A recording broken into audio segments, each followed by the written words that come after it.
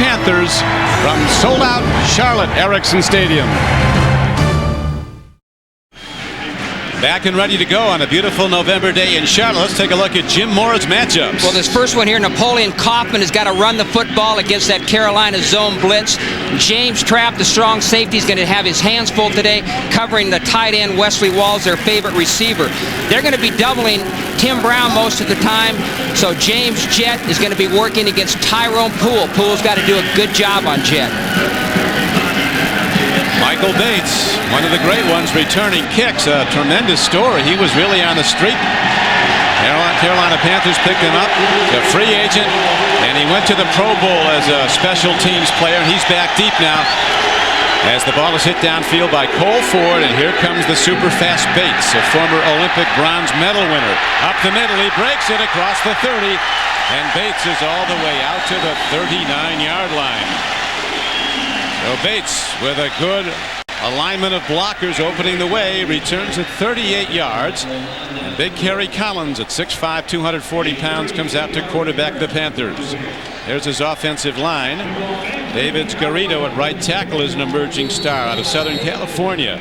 Tim Biakabatuka, former #1 pick out of Michigan, had his first 100-yard rushing game a week ago. And he's starting to come on. They have a lot of speed at the wide receiver position. On first down, they go to the run, and the carry by Biakabatuka is out to the 47-yard line, a gain of almost 8 yards on the play. James Trapp, the strong safety, made the stop. So we look now at the front four of the Raiders. Darrell Russell, the #2 pick in the entire draft out of Southern California. Russell, Maryland's a former #1 overall. A linebacking core, Fredrickson, Beekert, and Morton. A lot of experience in McDaniel and Lewis. Between them, they played 25 years in the NFL. On second down, the handoff goes, and Biakabatuka is cut down right at the 45-yard line as Chester McLaughlin shed the block, made the hit. So that'll bring up third down and about 4 now for Carolina on this opening drive.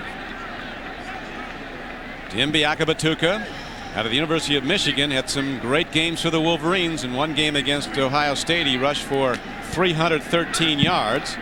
Now Anthony Johnson comes in for him. He is the short yardage runner, a better receiver out of the backfield. He might be throwing on third down and 4. Collins with a short drop, fires it out, gets his man. It's a first down as Raghib Ismail, who's been playing much improved football, catches his 17th pass of the season, the former Raider.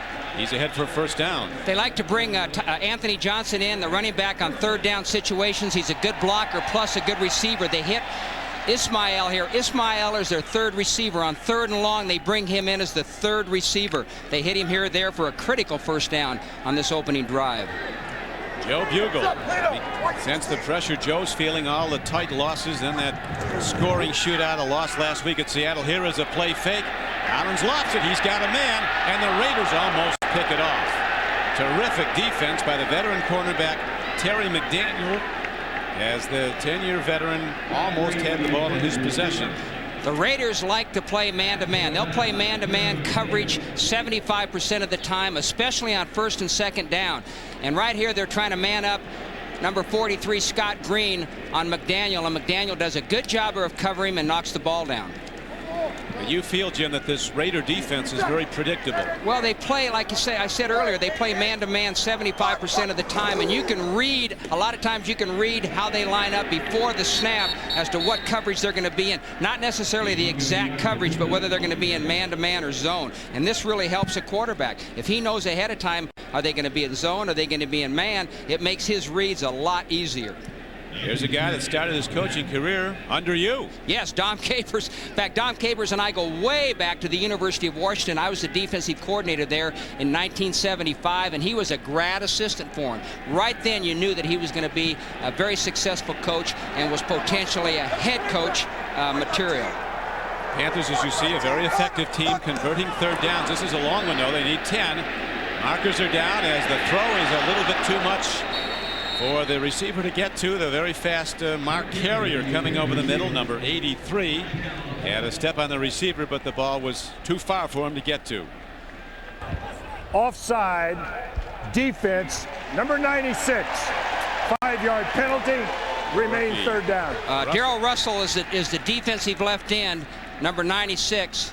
And he's going to jump a little bit too early. You know, early in the game, defensive linemen are a little bit too eager to get off on the snap and get upfield and rush the passer. And a lot of times, as a quarterback, if you give him a hard count or a long count, you're going to get him to jump off sides. That might have happened on that play. So instead of missing a pass on 3rd and 10, they get 3rd down over. Now it's 3rd down and 5 for Carolina. This is the opening drive of the game. Collins, big at 6'5". Triggers the ball. He gets his man, and he dives ahead for another first down reception.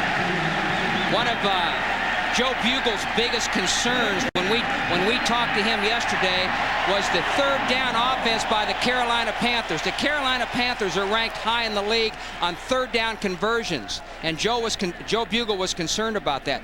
The guy they hit there, Rakib Ismail, has really been coming on the last couple of weeks. In training camp, they felt like he was one of their most productive players. He was injured early, but he's healthy now and playing well.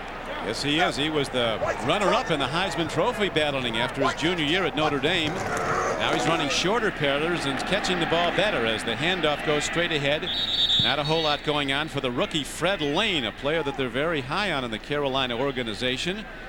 Free agent from where else but Lane College. This is a guy they really like. You talk to the coaches, both the defensive coaches who have to look at him every day in practice when he's running for the scout team, and the offensive coaches, and they like this guy. They've liked him right from the start of training camp. He came in as an undrafted free agent, has been very impressive throughout the season so far. They want to get him more playing time, and you can see he's in early now. On 2nd and long, Ray Caruth, the fastest Carolina player, comes in motion. Collins takes a look at him, sidearms the ball, and the Raiders slap it back. It looked like Russell Maryland might have got a piece of it. Well, it's important that the Raiders put some heat on Collins, and this time Russell Maryland, number 67, he's getting good pressure upfield. It's a little play-action pass by Collins, but Russell gets good push upfield. He's right in Collins' face, gets his hand up, and knocks the ball down. Talking about the speed, Tom Flores, now a Raider broadcaster on the radio side, saying that he has never seen speed in football like the wide receiver speed in the AFC West.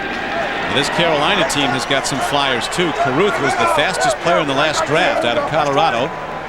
He was the #1 pick of the Panthers, and he's wide to the near side. Here's a throw over the middle, and Wesley Walls, the big tight end, who might have the best hands of any tight end in the league. He doesn't drop him, and he gets a 13-yard gain and a first down for the Panthers. Well, this is another conversion on 3rd down. Number 53, Rob Fredrickson, blitzes from the right side of the screen. Somebody's got to cover Wesley Walls man for man when that guy's blitzing. That time he was wide open.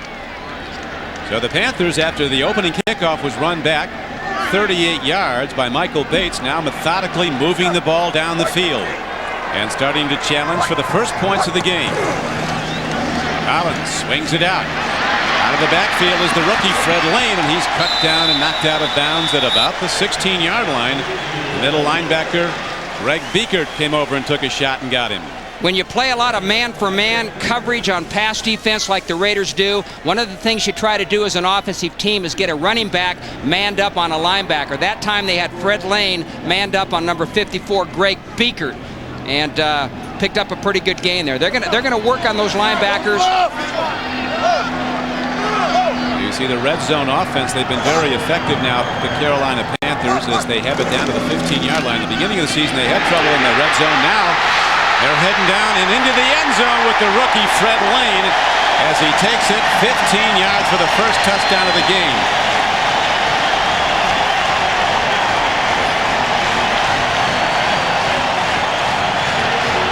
His second NFL touchdown. Here it is, Jim Mora. Yeah, they feel like Fred Lane is a real good power runner, an inside runner for a smaller back. He's very strong, and that way he hits it right up inside, breaks a couple tackles, and gets into the end zone. As you mentioned, Don, the Carolina Panthers, the last few games have been doing a real good job in their red zone offense, getting into the end zone from inside the 20. Now Casey, who led the NFL in scoring last season, place kicker John Casey drives the extra point through, so the Carolina Panthers out of the gate look impressive. Down the field they go, and they take a 7-0 lead. Don Criqui with Jim Mora back at Charlotte, North Carolina. where the Carolina Panthers just rhythmically took the ball down the field, mixing the run and the pass. And finally, number 32, the rookie Fred Lane, is in the end zone with his second NFL touchdown, and the Raiders find themselves down 7-0, ready to get the ball for the first time. Casey's kickoff. Carries to the near side. They kick away from Desmond Howard as the ball is taken back now by Tim Hall, and he is across the 15-yard line. And the Raiders will start out inside their 20-yard line. First possession of the day. When you're struggling on defense like the Oakland Raiders have early throughout this season, the worst thing that can happen to you is to come out on the opening drive and have the other team march right down the field for a touchdown. Here's the touchdown play, and Fred Lane cuts it back. The guy that's got to make the play is number 54, Greg Beekert. He's got to stay behind the ball. What he did there was he overran the football, overran the ball carrier. Lane cut it back for the touchdown. And it's 7-0 Panthers. Here's the throw up the middle by Jeff George, and it's broken up. As Tim Brown was coming off the flank. They might be throwing even more to Tim Brown today than usual. The guy who is already the AFC's leading receiver. There's the offensive line that blocks for George. Wisniewski, a four-time Pro Bowl player at left guard. In the backfield, Napoleon Kaufman averaging 5.7 yards every time he runs with the ball. He has been terrific. James Jett, the other wide receiver, across from Brown, has scored 8 touchdowns this year. A handoff, and here's a penalty marker as the Raiders go to the run, and Kaufman is knocked down at about the 20-yard line on a 2nd and 10, a gain of 2. Chad Cota, one of the safeties, came up to make the tackle.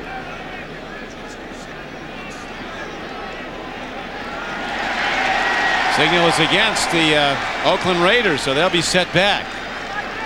So not a good development for this high-scoring offense. Jim coming out and misfiring. As we look now at the front three of the Carolina Panthers, all veterans. Les Miller is the best pass rusher. Holding off. Holding calls on Wisniewski as we look at Michael Barrow, a standout player with the Oilers in recent years, coming in as a free agent. Eric Davis, a tremendous cornerback. He's been a Pro Bowl player. He is the key to their secondary, which is the best aspect of the Carolina defense.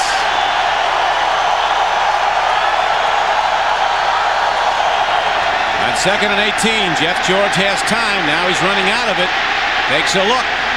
And George slides to a halt at the 12-yard line. So that brings up 3rd and very long yardage, 3rd and about 16. As linebacker Andre Royal, a free agent out of Alabama, number 58, ran him down. You know, one of the things that the Raiders have done very poorly so far this season is convert 3rd downs. They're second to last in the National Football League converting 3rd downs at about 1/4 of the time. And one of the things they've been working on this week is getting into 3rd and shorter situations so it's easy to convert. On this opening drive, they got 3rd and about 18. This is a tough situation. Very tough. Deep in their own end with 3rd and 17. Jeff George takes a look. Here comes the rush again. He must run out of the pocket. Looks downfield, fires the ball deep down to Jett, and it's tipped away by Tyrone Poole. A tremendous defensive play, almost a miraculous throw by Jeff George as Jett had a step on the receiver, and the ball looked, Jim, like it was right there. Yeah, it was a pretty good throw, but the Panthers had great coverage. You know, what's interesting to me, the Panthers are known as a blitz team. They're the kings of the zone blitz of the National Football League. They love to bring people after the quarterback. Those last 2 plays, they played a 4-man rush, a strict, simple zone defense, and shut down the Raider offense. And here is Leo Araguz ready to punt. Averaging almost 45 yards a punt. Hits the ball downfield. A high punt, well drilled. Tyrone Poole will run it back. From his 33, right up the middle of the field. There is a penalty marker down, as he is out to the 50-yard line, but we could have a blocking foul on Carolina.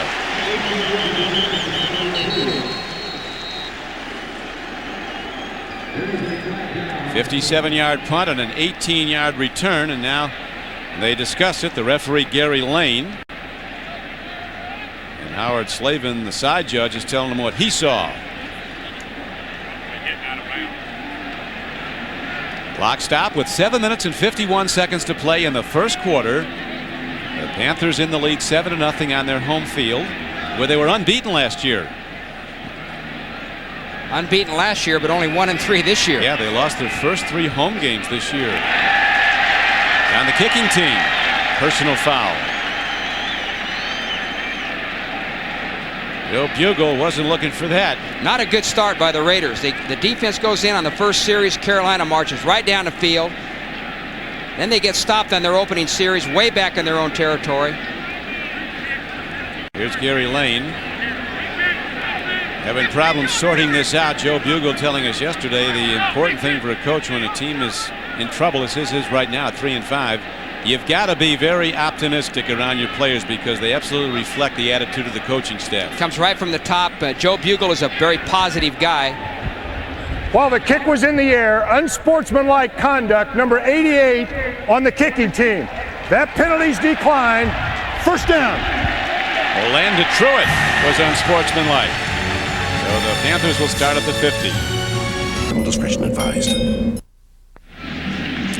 Back at Charlotte, Carolina with the ball for a second time. They scored on their opening drive. The Panthers fast finishers, Jim. Oh, yeah, and Coach Capers has put a tremendous emphasis on what they do the second half of this season. They've been very good the last 2 years. If they win today, they can be 5-4, same as they were last year when they won 8 straight and won the division championship. Now let's check out the Jets and the Patriots as we go to Greg Gumbel in New York. Greg? All right, Don, at the Meadowlands, a lot of folks wondering if Neil O'Donnell should continue as a starting quarterback for the Jets. Neil puts in a vote for himself with a 13-yard touchdown pass to Fred Baxter. Baltimore has replied with a field goal. Still in the first quarter, the Jets with a 7-3 lead on the Ravens. Don? Thank you, Greg. Ravens coming off one of their best wins in a long time, beating the Skins on Washington's home field. But the Jets started the day tied for first in the AFC East. Here is Collins throwing against Anthony Johnson, working his way on a 2nd and 11, and good defense by the Raiders as Russell Maryland is able to sort through all the blockers and make the knockdown for very little gain. So Collins now finds himself with a long yardage play. Anthony Johnson was a tremendous story for the Carolina Panthers last year, the former captain at Notre Dame, a free agent acquisition. Yakabatuka went down with the knee injury, and Johnson responded with an 1,100-yard rushing season. He really carried this team's running game. Now he's getting less carries, but still the consummate team player. Wherever he can help is where he wants to be, as Collins drops on 3rd down and almost 10. Throws to Walls, the tight end. Sets himself to take the hits, and he's knocked down at the 45-yard line. Cornerback Terry McDaniel was the first guy to get him.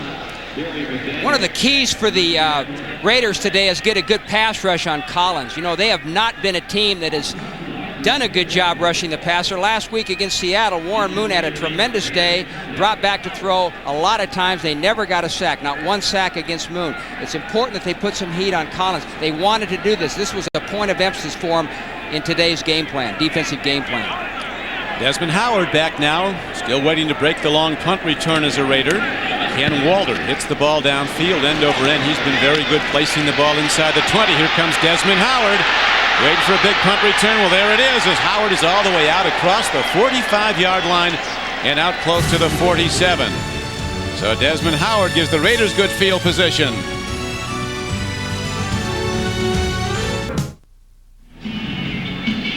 The MetLife Blimp Snoopy 1 is under the command of Captains Russ Adams and Doug McFadden. This year, Snoopy is proud to celebrate his 10th anniversary as co-pilot of the MetLife Blimp. The dog on the dirigible, there he is.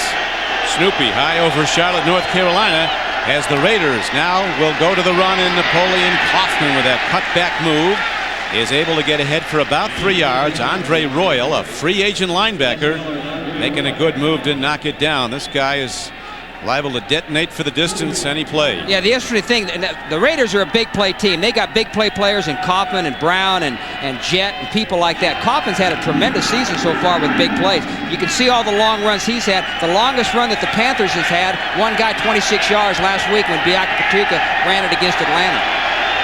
Desmond Howard's 31-yard punt return set up the field position for the Raiders. Here's Jeff George looking, and he has the ball slapped back at him. As we look at the ticker, Minnesota jumping out to a 10-0 lead on the Patriots. Patriots losers of 3 of their last 4 in a tailspin. Buffalo, a leader over the Dolphins, is reported by Greg Gumbel. The Jets up on Baltimore 7-3. Washington Bears had a good moment, or a few of them, on Monday night at Miami, beating the Dolphins, but they seem to be back to their old ways. Tampa Bay up on the winless Colts. Here in Charlotte, it's 7-0. Panthers with the lead, Raiders with the ball. Third down, and they need a long 6, almost 7. George stands in. Good protection, swings it out, gets Napoleon Kaufman, and well-positioned defense stops Napoleon Kaufman as the free agents, the rookie safety, Mike Minter, came up on the play. Well, the Raiders have been suffering all year in converting third downs, and here they put themselves in a tough situation. They have 3rd and long. You don't want to do that. You want to get into situations on 3rd down where it's less than 5 yards. You have a better chance to convert. Their problem, they've been in 3rd and long too often. 3rd and 8, 3rd and 9, 3rd and 10. Tough to convert in that situation. Minter's a player they really like, a pick out of the University of Nebraska, working into the starting lineup as a first-year player. Here's a fair catch signaled for and made by Tyrone Poole. And the Panthers will go on offense for the 3rd time. They'll start at the 25-yard line. Follow the NFL online at NBCSports.com. This week, Gil Brandt hands out his midseason awards and takes an in-depth look at 40-year-old Warren Moon, who has reestablished himself as a top NFL quarterback, plus midseason report cards on all 30 NFL teams. It's all at NBCSports.com. Hasn't Warren Moon been something? In a couple of weeks, he'll be 41 years old. Jim, last week we watched him pass for over 400 yards against these Raiders. It was one of the best performances I've seen in my coaching career, and they love him up there. They think he's a messiah in Seattle. The players think he's great. The coaches think he's great. He's had a tremendous season. The handoff as they go to the power run. Straight ahead, Fred Lane working hard. We were told, Jim, that he was going to get more carries today, the rookie free agent Fred Lane. They really like him, though, don't they? He's been so impressive, right, as I said earlier, right from the very first day of training camp. And you usually don't expect an undrafted rookie to come in and be impressive, but ever so often something like this happens. He gets looked over in the draft and he comes in, and they think he's going to be a heck of a player. They like him a lot. He scored the game's first touchdown, Fred Lane. On 2nd down, a swing pass. Out of the backfield, it's Fred Lane again, and he is ahead on a 2nd down and 7 play. Very close to the 35-yard line, where he's taken down by outside linebacker Mike Morton. As I said earlier, they like him. He's not a big back, but he's very strong and very, very powerful. Collins will hit him out here in the flat. Albert Lewis will come up number 29. He breaks that tackle, and when Morton 50 hits him, he knocks Morton back and gets the first down. Well, it's almost the first down. It's 3rd and about a half a yard right now. Joe Pendry making the offensive play call, some high above for Carolina. End off on short yardage, 3rd and a yard. They had to get the ball to the 35-yard line, did the Panthers. They went to their 3rd-year fullback from Michigan State, Scott Green. Yesterday at a game here, Jim, and Scott Green scored his first NFL touchdown when they beat the Steelers. After the game, Steve Berline said, you can't stop Scott Green. You can only hope to hold him down. Yeah, Joe Pendry, the offensive coordinator, told me that Scott Green was a running back at Michigan State, not a fullback. They've made him a fullback, and they're teaching him how to block. Joe Pendry, the offensive coordinator there on the screen, says he likes athletic fullbacks. Give me an athlete, I'll teach him to block. That's what they're doing with Green. Green's in the position to block now. Now he's swinging out of the backfield, and Collins throws the ball away. Good coverage by the Raiders. Raider defense has not been giving up the deep open man this game. No, they've been playing pretty conservatively, mixing some zone coverages in there. And you know, the Carolina offense is not a big play offense. There's Fred Whittingham, the defensive coordinator for the Oakland Raiders. We saw him in the hotel yesterday, and he wasn't in a real good mood. I think, you know, with the 30th ranked defense in the league, he has a lot of pressure on him and probably not feeling too good. That can change your attitude. Fred Whittingham, a former NFL linebacker with the Eagles and the Saints. I think he's also with the Rams for a while. 2nd down and 10. Collins against a blitz. He eludes it, throws and gets Wesley Walls, the tight end. And he's down to the 44-yard line, a gain of 21 yards on the play. Collins did a brilliant job eluding the rush. It was a blitzer in his face. And then Walls was even better, catching it in traffic and getting ahead for the big game. When you blitz like that, number 54 is coming, number 50, the linebacker, is coming on the quarterback, a 2-linebacker blitz. What happens there is you single up and man up. a linebacker on the tight end. Number 53, Rob Fredrickson, was covering Wesley Walls right there. Wesley got a step on him, and Collins hit him. And a terrific combination of looks on the replay as we see the Panthers hit a 21-yard gainer and advance just inside the 45 of the Raiders. Here's Ray Caruth, the fastest Carolina Panther. But speed gets him nowhere here, but into a lot of trouble as Greg Beaker is able to come in and make the stop for a very short gain of maybe a yard. Well, the Panthers, as I started to say, they are not a big play team. They're a team that works down the field a little bit at a time. They have to play very efficient. They're going to mix things up. Like there, they ran in a reverse on first down. They'll mix up the run and the pass, but they have to be efficient. They're not going to hit the big play like the Raiders do. They got to work down the field. No penalties, no mental errors, no turnovers. That's how they score touchdowns and work down the field. How they did it the first time when they had that rhythmic drive down the field to score the first points of the game. Here is a throw to Scott Green, the fullback, right in the middle of the field. He just goes crashing through the Oakland Raider defense for a 20-yard gain. So Carolina really going to their whole playbook, and everything seems to be working. Well, the Raiders are last in the league in pass defense, and that time they lined up Scott Green split out. He wasn't lined up in the backfield like he normally is, and the Raiders did not account for him on defense, and he was wide open. So Scott Green with his 20th reception of the season, good for a first down inside the Raider 20. It's 7-0 Carolina in the first quarter. Handoff, and Fred Lane breaks it. He's going in again. Might be the run of the year. He was absolutely jolted back with a hit. Looked like he was stopped. Instead, he breaks it for 18 yards and his second touchdown of the day. You know, I don't think if Bianca Patuca hadn't gotten hurt that Fred Lane would have been the game as early as he was today, but he's come in, he's got his opportunity, and he's certainly making the most of it. What a great run that time by Lane. He has stopped at the line of scrimmage. He has literally stopped, but he busts through, breaks tackles, and makes a heck of a run to get into the end zone. He just took a hit and then broke open the Raider defense for an 18-yard touchdown run. The left-footed place kicker, John Casey, delivers his second extra point of the day. And it's a 14-0 Carolina lead. This is not a play that ought to score. The Raiders are in good shape. What they've got to do is make tackles. Man. Beekert, number 54, misses a tackle. Morton, number 50, misses a tackle. That's bad defense and good running on the part of Fred Lane. But the Raiders have got to make this. They've got to stop this guy right here. There's no excuse for this. Look there's a shot right there, missed tackle. Another shot, missed tackle. And then the terrific balance by Fred Lane. Morton had a shot at him. Beekert did. Eric Turner had a shot at him, the safety. Looked like Fred Lane just wanted it more. And there's he's excited. Look at that. I haven't seen that one before. Kind of like the flipper. I've seen some reactions in the end zone, but that's the first time I've seen that. Well, he's going to have to get some new ones because he's going to go through all he's got. He's already scored 2 touchdowns. Pretty good start. Undrafted rookie from Lane College. He's fired up now, isn't he? I asked Bill Polian, who runs the Panther organization, how they came up with Lane. He says just good scouting.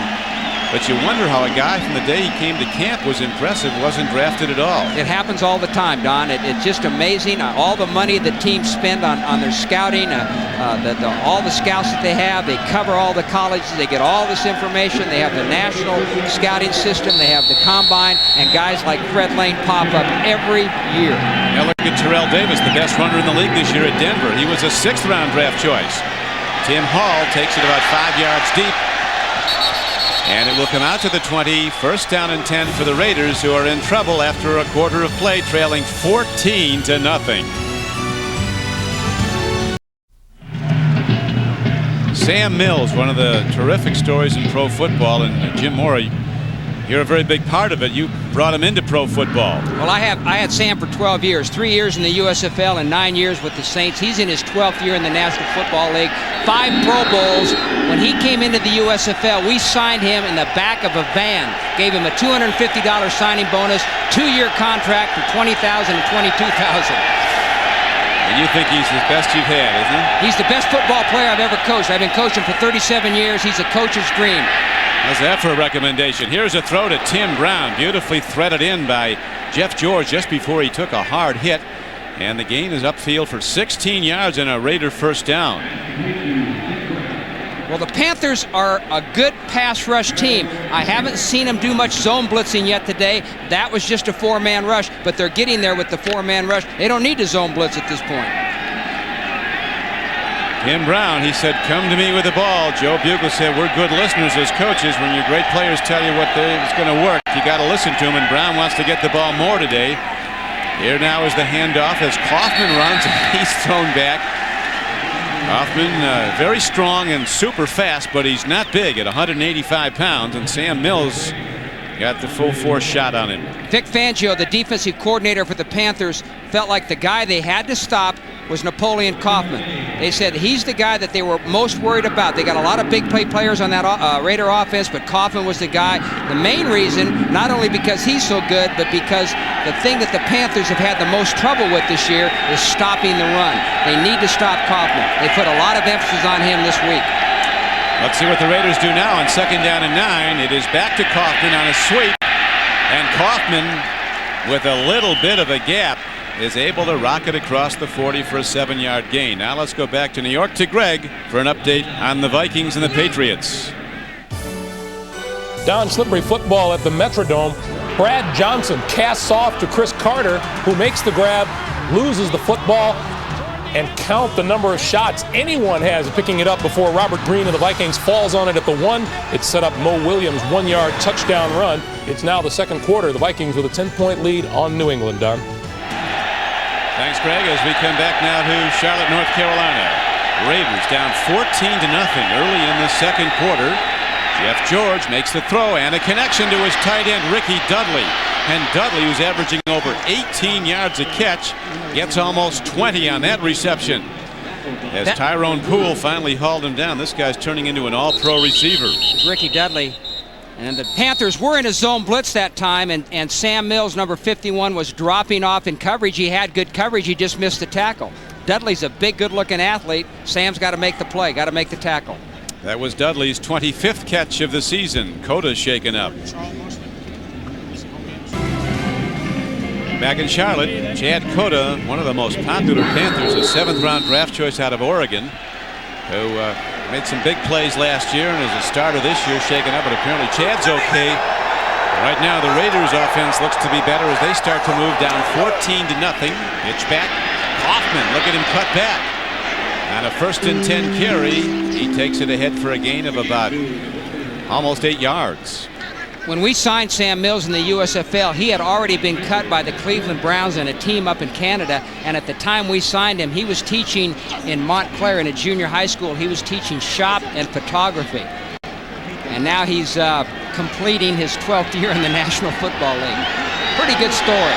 After helping you and the Philadelphia team win 2 USFL championships, I asked Sam yesterday, what's the key to his success? He said it's got to be preparation. When you're 5'9" and undersized, you've got to be more ready than the other guys, and you got to prepare all year long. And off season is just as important as in season. Don, I've never been around a football player. I mentioned that Sam's the best football player that I've ever coached. I've never been around a football player in my 37-year career who worked as hard as Sam. And he said it was consistent preparation. The first year that he prepared in the off season, he worked just as hard the last year that he prepared in the off season. Every year he motivates himself, tremendous self-motivation to get himself ready to play, works hard in practice every day, studies the game film, studies the scouting report. He's a real positive example. And another thing is he's very smart. You never fool him. He's never out of position. He absolutely grades out unbelievable. He just doesn't make mistakes. He's the smartest football player I've ever been around. A lot of it is the fact that he prepares so well. He comes into a game and he knows that game plan. He knows that scouting report as well as anybody, and he's ready to play. And that's what he means by preparation. A lot of it is mental preparation, not just the physical preparation. When I said earlier that he's a coach's dream, that's what you look for in a player. You want a guy that's got the ability and prepares and works and leader and the whole thing. 4th down now for the Raiders. Got to go for it here. It's 4th and short. They've got good field position here. Down by 2 touchdowns. They got to go for it. They got to make a statement offensively. Why don't people go for it more on 4th down, Jim? Well, it depends upon the situation. Now, if they were on their own 20-yard line here, they probably wouldn't go for it. They'd punt. But now then, they're in kind of a tough situation, kind of a in-between zone there, whether we punt, kick a field goal. This is a perfect opportunity to go for it on fourth down, 4.5 yards. And down 14-0. They need a first down, do the Raiders. 8th play of the drive coming up. Kaufman, he didn't get there.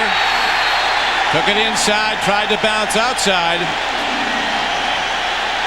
And a loss of 3 yards on the play, and who else but number 51, Sam Mills. I keep raving about Mills, but he continues to make plays. There he is right there, right on the ball, exactly where he's supposed to be.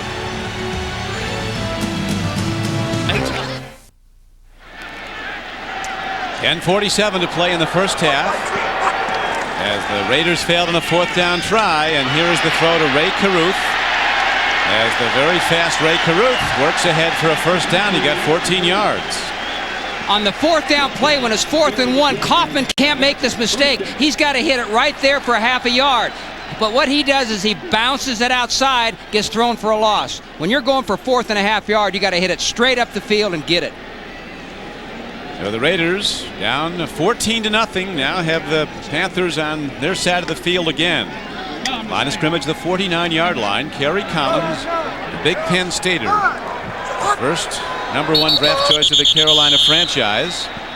At 6'5", 240 pounds. He actually would like to weigh 250, but he said, I have a coach who doesn't like 250-pound quarterbacks. It's like when Don Shula had Eric Green for a while at tight end at Miami. They asked him about having the tight end that big. He said, I like my tight ends to have a body weight that starts with a 2. That time Eric was over 300 pounds at tight end. That's a little too heavy for a tight end. Anybody in a skill position, when they're in the 300-pound area, that's too much. It's Ray Caruth, who just broke that 15-yard quick out pass play for first down. Is the encroachment, defense, 5-yard penalty, still first down. They used to kid Rocket Raghib Ismail that he was fast enough to play tennis by himself. And the Rocket says Ray Caruth's fast enough to play ping pong by himself. He's faster than the Rocket. Well, yeah. There's three. Interesting point about speed. And the Raiders have always been a big team for speed, but there's some fast guys on both these teams. This league is a speed league now.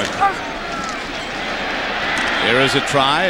The outside, Fred Lane, who has scored the game's 2 touchdowns today. And you never know when he's done, but it certainly isn't until he's on the ground and somebody's sitting on him. The guy has unbelievable balance. James Trapp finally stayed with him and wrestled him for no gain. Trapp, another of the great sprinters.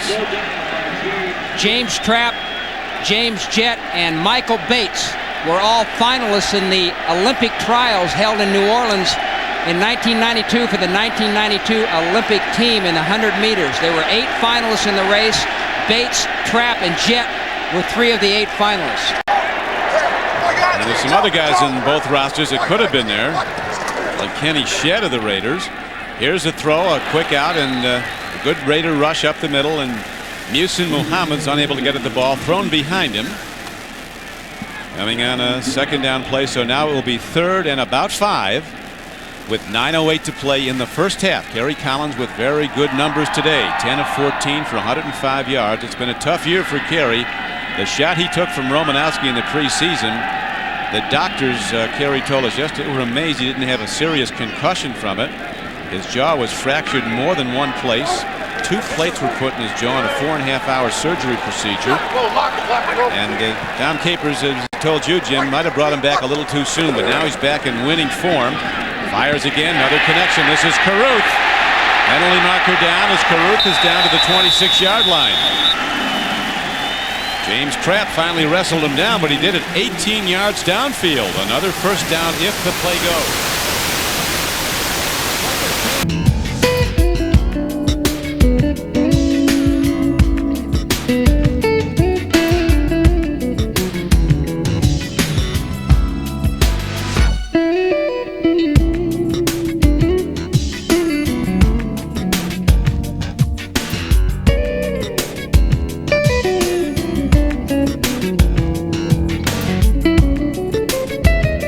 Off like they're going to run a deep route, and those Raider defensive backs are bumping with them, playing bump and run, man to man, and then they're stopping the receivers.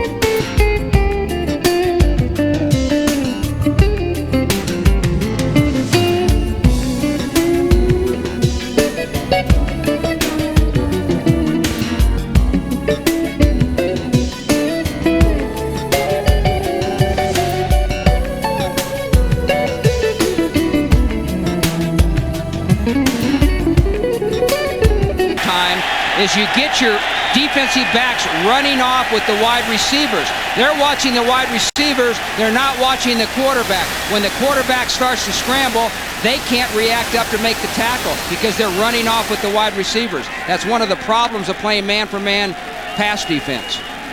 And they talked, Jim, about Kerry Collins' greatest attributes are his fiery competitiveness. And he's fearless, leading with his head, even with the surgery on his jaw, and he gets the first down. Here's Lane again.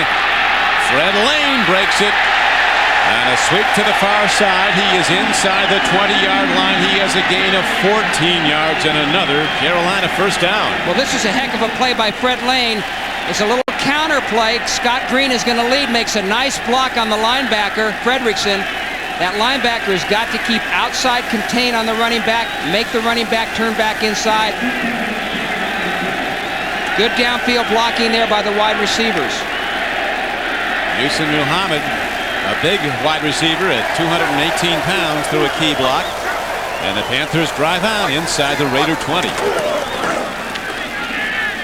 Fred Lane, working hard, is down to about the 16-yard line. Tim Biakabatuka started the game.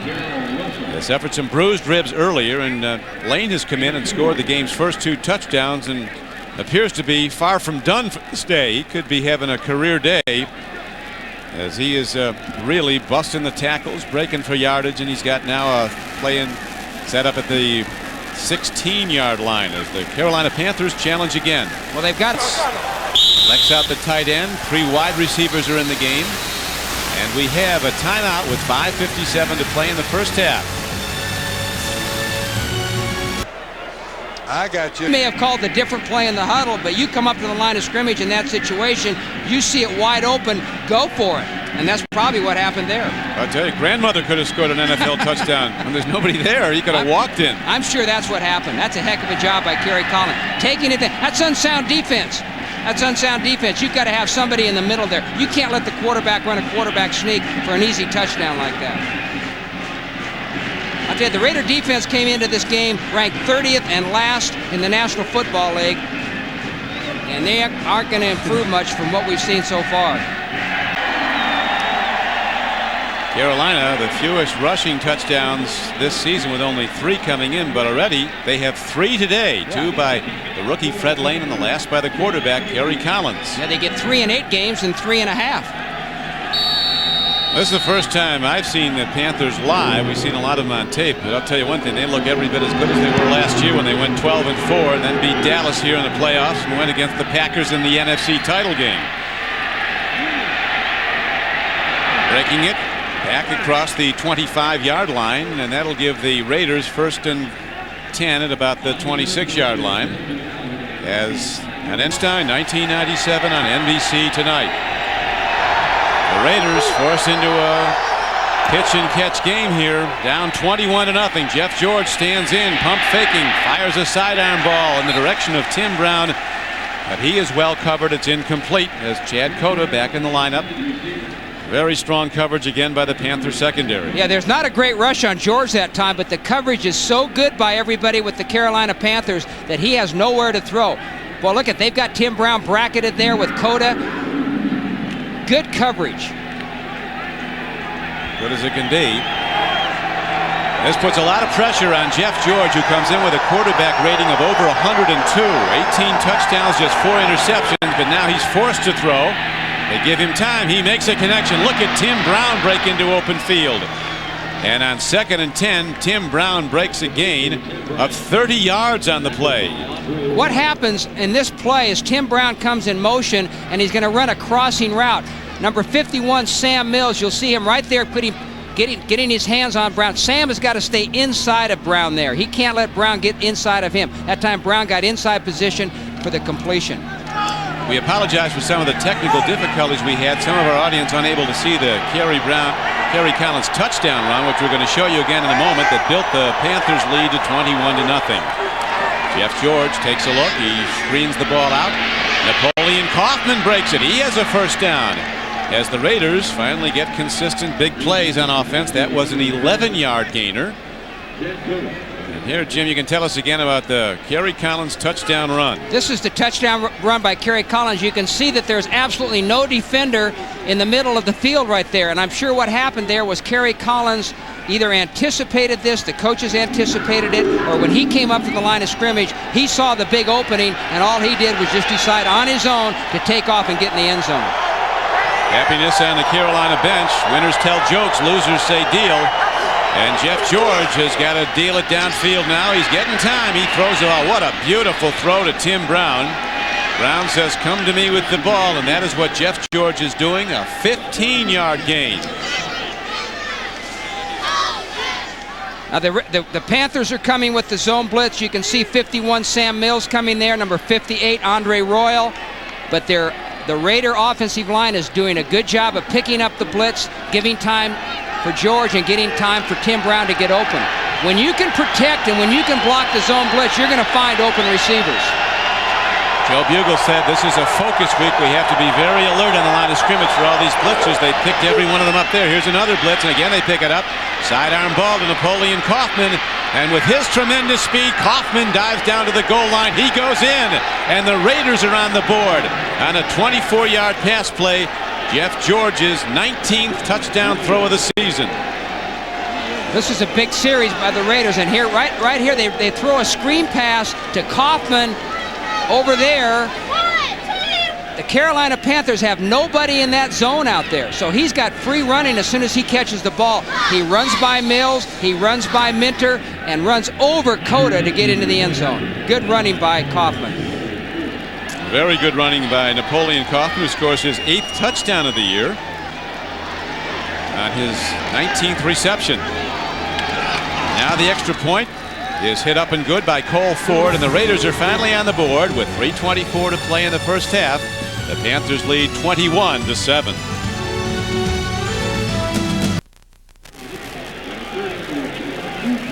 The Raiders, with that turbocharged big play offense, finally hit a big play and a touchdown. Napoleon Kaufman, on his previous 7 touchdowns, averaging over 48 yards per touchdown. And that one, Stone, a former Steeler, who's a very fast guy, and he breaks it across the 40 and all the way out to the 49-yard line. So Carolina special teamers do well, Raiders special teamers do not. Panthers with good field position. This is the touchdown play to Kaufman, and he runs a screen pass out to his left. And he shows his great speed here by running by Sam Mills. Now somebody's got to be in that area right there for the Panthers. Nobody's there. He runs by Mills. Mills misjudges. He runs by Minter and then shows his power by running over Chad Cota to get in the end zone. And to make it a 21-7 game. But the Panthers, who've been scoring regularly here in the first half with 21 points. They've only scored 21 points once this season in an entire game. Handoff. Fred Lane, who's been in the end zone twice. The rookie takes it ahead on a 1st and 10 for a gain of over 5 yards down to the 45-yard line of the Raiders. You know, right now at this point in the ball game, it's still early, but I really believe that the pressure is on the Raider defense. The Raider defense has been terrible today up to this point, but they have got they've got to get that ball back to their offense. The only way they got a chance in this ball game for that Raider defense to suck it up and get the ball back to their offense. Let's see if they can. There's been no turnovers so far in the game as Collins steps in, makes the throw. There's a high tip ball off the hands of his intended receiver, the tight end Wesley Walls, a guy you had at New Orleans. He can really catch the football. Well, Wesley's has got excellent hands. He's got as good a hands for not only a tight end but for any receiver as any tight end I've been around. Plus, he's extremely intelligent in running routes. He knows how to get open. He's just got kind of a feel for getting open. As you can see, he's got 15 touchdown passes, which is the most for any tight end in the National Football League. He's got five this year already. He's a tremendous weapon in this Panther offense. He is, even more than Ben Coates. Here's a throw. No more to use to extol the virtues of Wesley Walls as a receiver, and he demonstrates his ability to get open and to make the catch. A 20-yard gain on the play. Well, this is pretty good coverage by number 43, Lorenzo Lynch. But Collins does a nice job of throwing the football where Lynch can't stop it. Now he's on him pretty good right there. But Collins throws it over that outside shoulder, and Wesley's open just enough to make the catch. Now, he's a heck of a receiver. We had him for 2 years at New Orleans. He had been with the 49ers before that. Had never been much of a threat or a weapon as a receiver. Played behind Brett Jones, who is an excellent tight end with the 49ers. We picked him up as an unrestricted free agent. He kind of blossomed into his own with us, and then the Panthers got him as an unrestricted free agent, and he's had 2 extra years for them as a receiver. Having an excellent day today. He said he likes to play against a defense the Raiders show, the man-to-man. He calls the mano-a-mano a real challenge to get open on your own. You know what you have to do, what you have to be. Here's Collins with a quarterback keep, and a marker is thrown high in the air. As obviously a busted play. There were no blockers in front. Kerry Collins did the wise thing and get out of bounds before Raider linebacker Mike Morton could hit him. Yeah, that obviously was a mix-up there by the offensive football team. It looked like a busted play. Collins just took the ball, scrambled to his left, ran out of bounds. Offense, number 78. 10-yard penalty, still first down. The left tackle is 78, Blake Brockermeyer. Right there. It's like a takedown. There, he tackles him right there. He loses him, and when he loses Smith, then he as he's falling, he tries to tackle him, throw him down. The official saw it. Good tackle, though. We're down now to the 2-minute warning, with the Panthers leading the Raiders 21-7.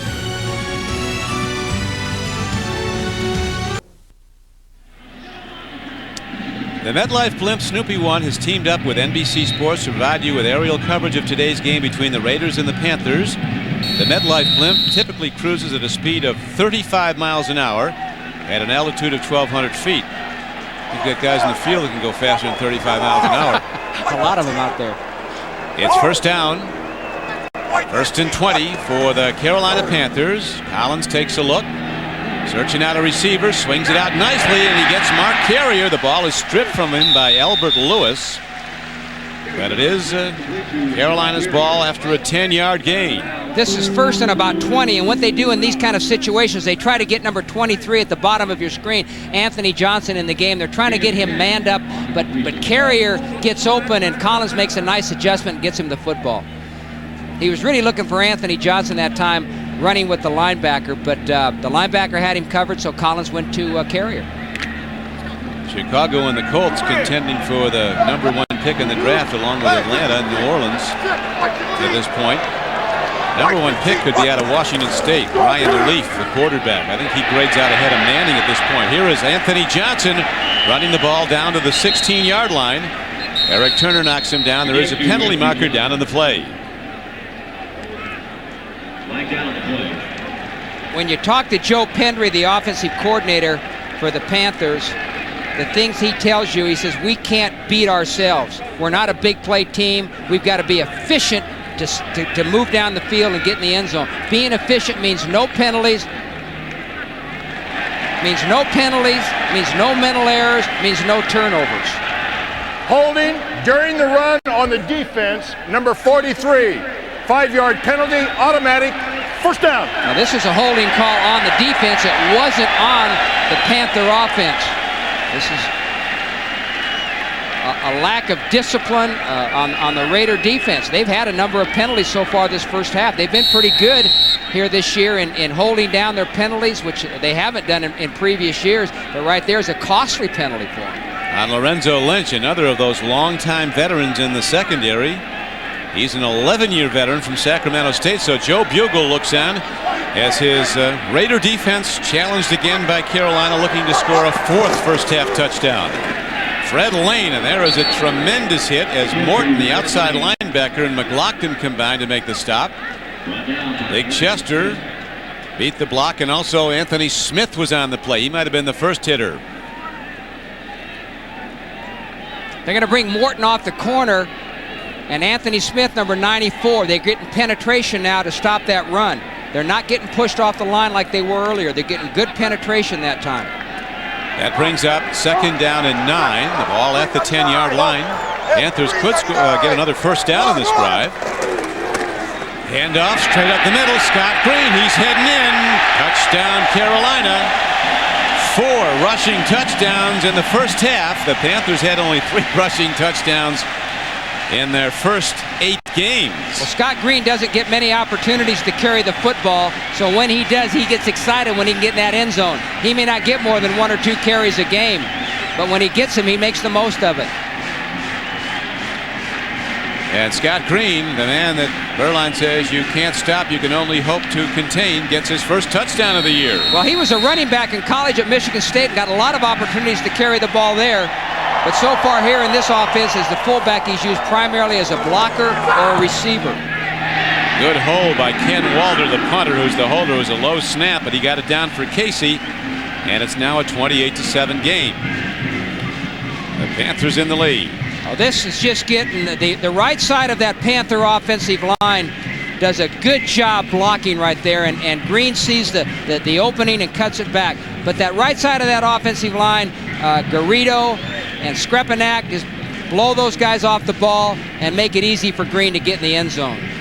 The Carolina offensive line, coached by the famous Jim Mouse McNally, one of the best offensive line coaches in the business, many years at Cincinnati, and he says that Garrido, the lead blocker you mentioned there, Jim, is really emerging into a star, a huge offensive tackle from Southern California. Skrepenak, of course, is the former Raider. They like this offensive line. They feel that this is the best offensive line that they've had in the 3 years that this club has been in existence. And one of the things they like about it is it's a young offensive line. It's going to get better and better as the more they play together. Here's how the Raider defense has done in the last 6 possessions against Seattle in the first. Wow. Not very impressive. And it's hard to figure out what's wrong with this group. You know, one of the things you see down there in the field is as you watch him play. Goff comes to the near side, uses his speed to get across the 25 and out of bounds at the 29-yard line. 28-yard return on the play. Coming up, the Domino's Pizza NFL on NBC halftime report. Greg Gumbel, Chris Collinsworth, Joe Gibbs, and Sam Weich will update the day's happenings around the NFL. Plus a conversation with Steelers' Jerome Bettis, the bus. You know, you mentioned, Don, earlier about comparing the Panther team with last year. Last year they won primarily with defense. Today their offense has been very impressive. Yes, it has.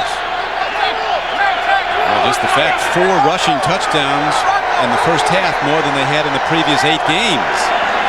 Combined, here is Jeff George, a hard throw, and Tim Brown goes low to the ground and makes the catch for an 11-yard gain and a first down. Toy Cook was right on him, but the ball was right where it needed to be. The Raiders are in a hurry-up offense right now. They're not huddling. They've got less than a minute to go in the half. Trying to hit Brown again. Tim Brown with a 10-yard gain. Game clock, as you see, ticking down to 32 seconds to play and stopped. Tim Brown putting up some big numbers today. He has caught 5 passes so far today for 76 yards. 54 receptions for the season.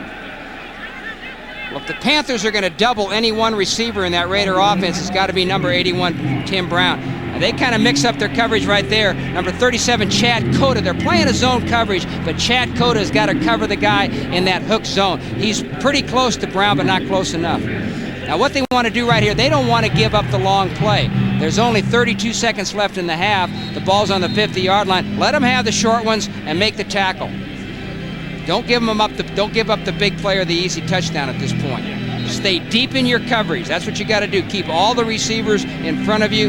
Let them catch it. If they are going to catch it for a short gain, come up and make a good tackle. Tim Brown, it was interesting how Joe Bugle talked about him. He said the great ones like Brown have a confidence that almost borders on an arrogance that you have to like. He doesn't say a lot, Tim Brown, Bugle said, but when he talks, everybody listens. And he said, get me the ball more today. If you want to do better on third down, the Raiders have been converting only 25% of their third downs. Jeff George stands in, makes a throw. This time he was going at his tight end Dudley, and the hit was beautifully timed by the rookie safety Mike Minter, number 30, a second-round pick out of Nebraska. The Panthers give you so many looks on defense. They're a defense that tries to confuse. They try to mess you up over there in offense and make it difficult for you to decide who's rushing the passer, who to block. And that time they brought both Lathan and Mills on the rush. An interesting contrast to the Raiders defense, which you say is so very basic. Totally opposite. They're down and short for the Raiders. They get the connection. That is Dudley, the big tight end from Ohio State. The emerging star as he is down to the 37-yard line, a 14-yard gain, but time very much a factor, and the clock is down to 16 seconds in the first half. So the Raiders quickly call for a timeout. So Jeff George will have about 3 shots at the end zone. A natural grass playing field here in Charlotte. But on October 10th, Ericsson Stadium played host to the Rolling Stones. Mick Jagger and company tore it up on stage, and they also tore up the turf. Last week's game against the Falcons hadn't quite recovered from the big night. There's Mick Jagger. Say they keep Keith Richards in the band, so Mick Jagger will look like he's alive. And there's the field they had to tap down, which they did. Now it's back in great playing shape. Don, the Panthers have scored 4 rushing touchdowns today. That's the most they've ever scored in a game in their existence as a football team. The most they'd ever scored coming into this game in one game was 2.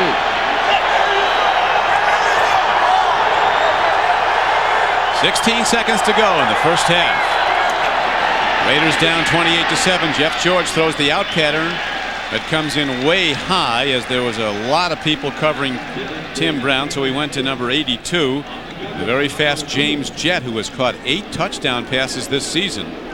He credits the fact that he's caught 8 touchdown passes this season, which is a lot more than he's ever caught before in his whole career, to the fact that he's got a quarterback like Jeff George who is going to go to him more often than say Hostetler did or some other quarterback they've had. James Jett, a gold medal winner at the '92 Olympic Games in Barcelona as part of the 4x100 meter relay team. George stands in on second down, end zone throw, and he overshoots his man. Again, he was going to Jett. Very good coverage by Ty Poole. 38. 6 seconds left. I guess you take one more over-the-top shot at the end zone. Yeah, it's too long for a field goal, so the only thing, you got 1 play left, you've got to throw it into the end zone. You've got to get people down there and throw it deep. And of course, the Panthers, what they've got to do is not allow, they've got to stay deep, get back there in a prevent. This is where you play your prevent defense. Get your defenders back there deep and let them catch something in front of you. Just don't let them get in the end zone. Last play, the Raiders got to go for the end zone on this one. Tim Brown is the slot back, second back down from the top. Jeff George stands in. He gets some time. He throws an out pattern to Tim Brown, and there's still a second left on the clock. So nicely done by the Raiders, a 10-yard gain. Tim Brown with his 6th catch of the day. Well, maybe that's why I'm not coaching anymore. But what they did was good strategy too. They felt like they had time to get the out route to Brown, get him out of bounds, and get in position to kick the field goal. So they're going to settle for 3 points. Now he's fired up about it. That was good. That was a good play. Good coaching call, good move, and good execution by the offense. Cole Ford will try a 45-yard field goal attempt. He hit a career-long 53-yarder against Seattle. Here is a high-spinning kick. Will it get there? It does not. Well, when you make a move like that, then you got to feel confident that your field goal kicker is going to get one through. That didn't happen that time. He should have made that. So the first half ends in a standing ovation for the Carolina Panthers here at their home stadium, as with 4 rushing touchdowns in the first half, they've taken a 28-7 lead. We'll be sending you to Greg Gumbel and the Domino's Pizza NFL on NBC Halftime Report after these messages from your local station. NBC Halftime Report, brought to you by Domino's Pizza. Domino's, delivering 1 million smiles a day. Well, hi there. Greg Gumbel along with Chris Collinsworth, Sam Weish, and Joe Gibbs. We welcome you to our studios where it's less than normal. However, we will attempt to run down scores and highlights for you around the NFL. Beginning with the game at the Metrodome, the Vikings are leading the New England Patriots by a score of 13-3 at halftime. Vikings came out all fired up against the Pats, and Brad Johnson under the gun here gets off a nice toss to Chris Carter, makes a nice catch, but he doesn't hold on. Loose football. Anyone and everyone has a shot at it until Robert Green falls on it for the Vikings at the 1 for a gain of 54 yards. 2 plays later, Mo Williams, starting for injured Robert Smith, takes it in from the 1. His first NFL touchdown. Vikes led 10-0. Bad news. And Foley, first of all, then Brett Favre with that no-huddle offense a week ago, and now Brad Johnson. This New England secondary just giving up too many big plays in the secondary, but Minnesota, so impressive in their run defense today. They have just been all over the New England Patriots and Curtis Martin. All right, Chris, in Buffalo field goal contest, the Dolphins trail the Buffalo Bills at halftime by a 6-3 score. It has not been a sterling day for Dan Marino and the Dolphins so far, Joe. No, it hasn't, but I think Jimmy Johnson came out and actually wanted to run the football. You got bad weather, and I think he said, we want to run it. Can't run it. Now they can't throw it. Marino starts off very cold. He finally puts a drive together, but I think the good news for them is the Bills are wasting a great defensive effort, and really they're only ahead 6-3. All right, Joe, in the Meadowlands, in a downpour, the Jets with a 1-point lead at halftime on the Baltimore Ravens. Bill Parcells having to deal with the elements. Leon Johnson makes him feel better, though. Fields a punt at his own 26, puts on the moves. Several Ravens go to the floor, and it's a 59-yard return to the Baltimore 13-yard line. And from there, Neil O'Donnell back starting at quarterback to Fred Baxter. That's an easy touchdown. 7-0 Jets. It was 10-6 Jets in the second. Ravens struggling on third down. Bam Morris stopped on 3rd and 2 from the 4. They settle for a 24-yard Matt Stover field goal. And at halftime, the New York Jets lead it by 1, 10-9. In Chicago, a Will McDonough pick is on the ropes. The Redskins are leading the Bears by a score of 24-0 at halftime. At Carolina, a Chris Collinsworth pick is on the ropes. The Panthers with a 28-7 lead on the Raiders. Dom Capers' Panthers taking on the Raiders. First time in franchise history. The Panthers lost Tim Diakabatuka to bruised rib. Fred Lane fills in ably with a little help from the Raider defense. No one makes a tackle until it's too late. 14-0 Panthers. Kerry Collins up the middle, 6 yards, 21-0. Jeff George, Napoleon Kaufman for a 23-yard touchdown to put the Raiders on the board. It was 21-7, but back came the Panthers again. Scott Green will run one in from the 10, and that'll up the Panther lead to 28-7. Carolina looking to go 5-4 on the year. They lead the Raiders 28-7. Sam, what's with the deal? What's the deal with the Raiders? Well, I don't know who gets on the bus, who gets on the plane, if they're checking names and whatever. But this Raiders team, they were tinkering with the defense a little bit, going to the zone. But when Fred Lane, an undrafted rookie, is running through them, 2 touchdowns, and then Kerry Collins, quarterback sneak for 7, an easy untouched touchdown, they've got problems. I think usually when you give up 28 first-half points, you'd have 3 turnovers. Raiders haven't turned the ball over at all. Well, the Raiders have been pretty good all year about protecting the football. Here's a throw up the middle to Napoleon Kaufman, who has scored the Raiders' only touchdown of the play on a swing pass of the game. A 9-yard gain on that. So the Raiders here in the second half really have to get things going. Don Criqui with Jim Moore. And Jim, as you look at the Raider defense, though, there's been a lot of indicting remarks made at halftime by people who think that they're just not playing hard at this point. Well, they don't play hard consistently. Some plays they play hard. Some plays they got 9 guys hustling and 2 guys standing around. They've been very poor tacklers today, and they haven't played with good fundamentals or good discipline. That's been their problem all year long. We'll see what they do when the defense comes out. Right now, the offense trying to pick it up as George steps in. A marker is thrown. He shuffles the ball to Derek Fenner on a 2nd and 1, and he's ahead to the 45-yard line, but there could be a holding call against the Raiders.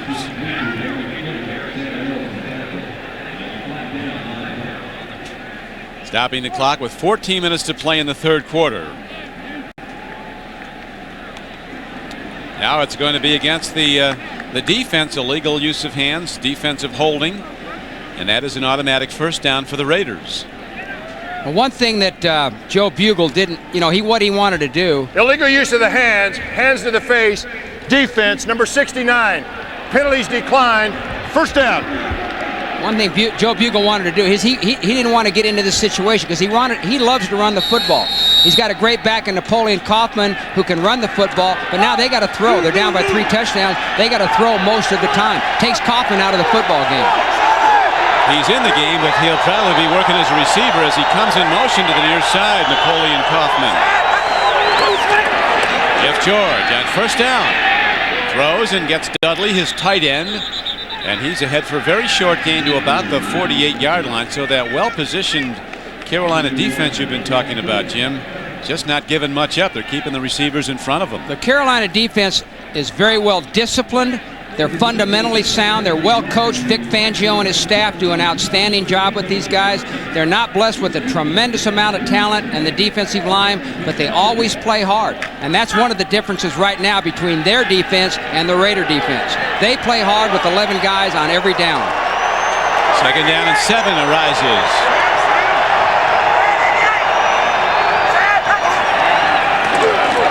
Jeff George takes a look. He lofts the ball down to Tim Brown, who makes the catch inside the 20. And Tim Brown is all the way down to the 10-yard line on a sensational throw-catch play. Good for a 42-yard gain.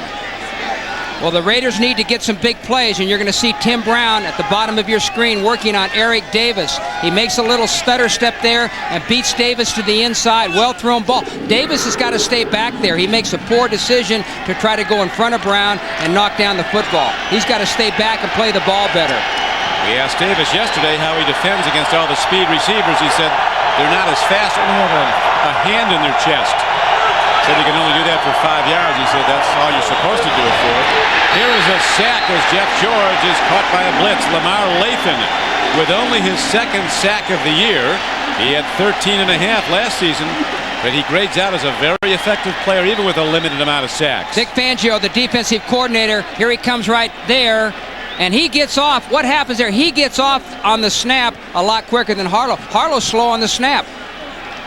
You'll see Latham. Lathan is by him before he even reacts. That's just good, quick get off by Lathan. As you mentioned, he's playing well. He doesn't have the sacks that he had last year. Last year he was 2nd in the league, 13 and a half sacks. This is his 2nd sack all year, but he's playing good football.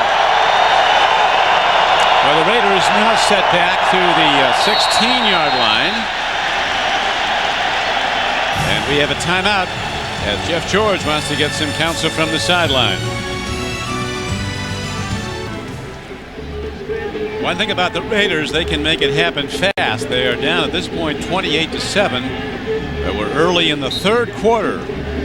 As they're sold out again. They are every game here in Charlotte. Carolina Panthers in their 3rd year, in their 2nd season. What an extraordinary year. A divisional championship. And then on to the NFC title game where they lost at Green Bay. They came in one game of the Super Bowl. George takes a look. Dances and throws. He's got a man open.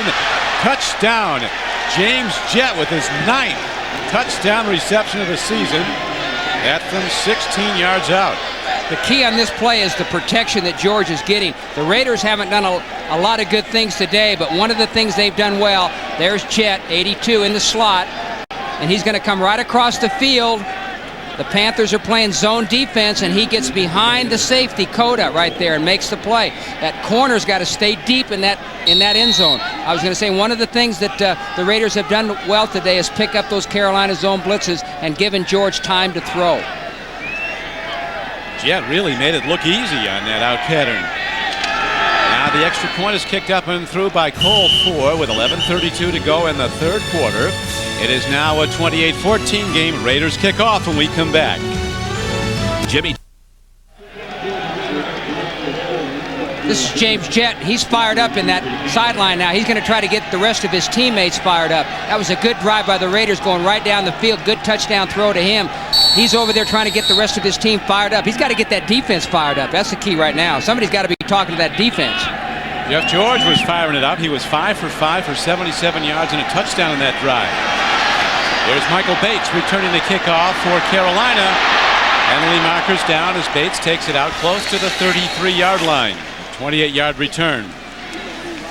It's going to be a blocking foul against Carolina, but let's watch the last touchdown. This is a good route and a good call by the Raiders.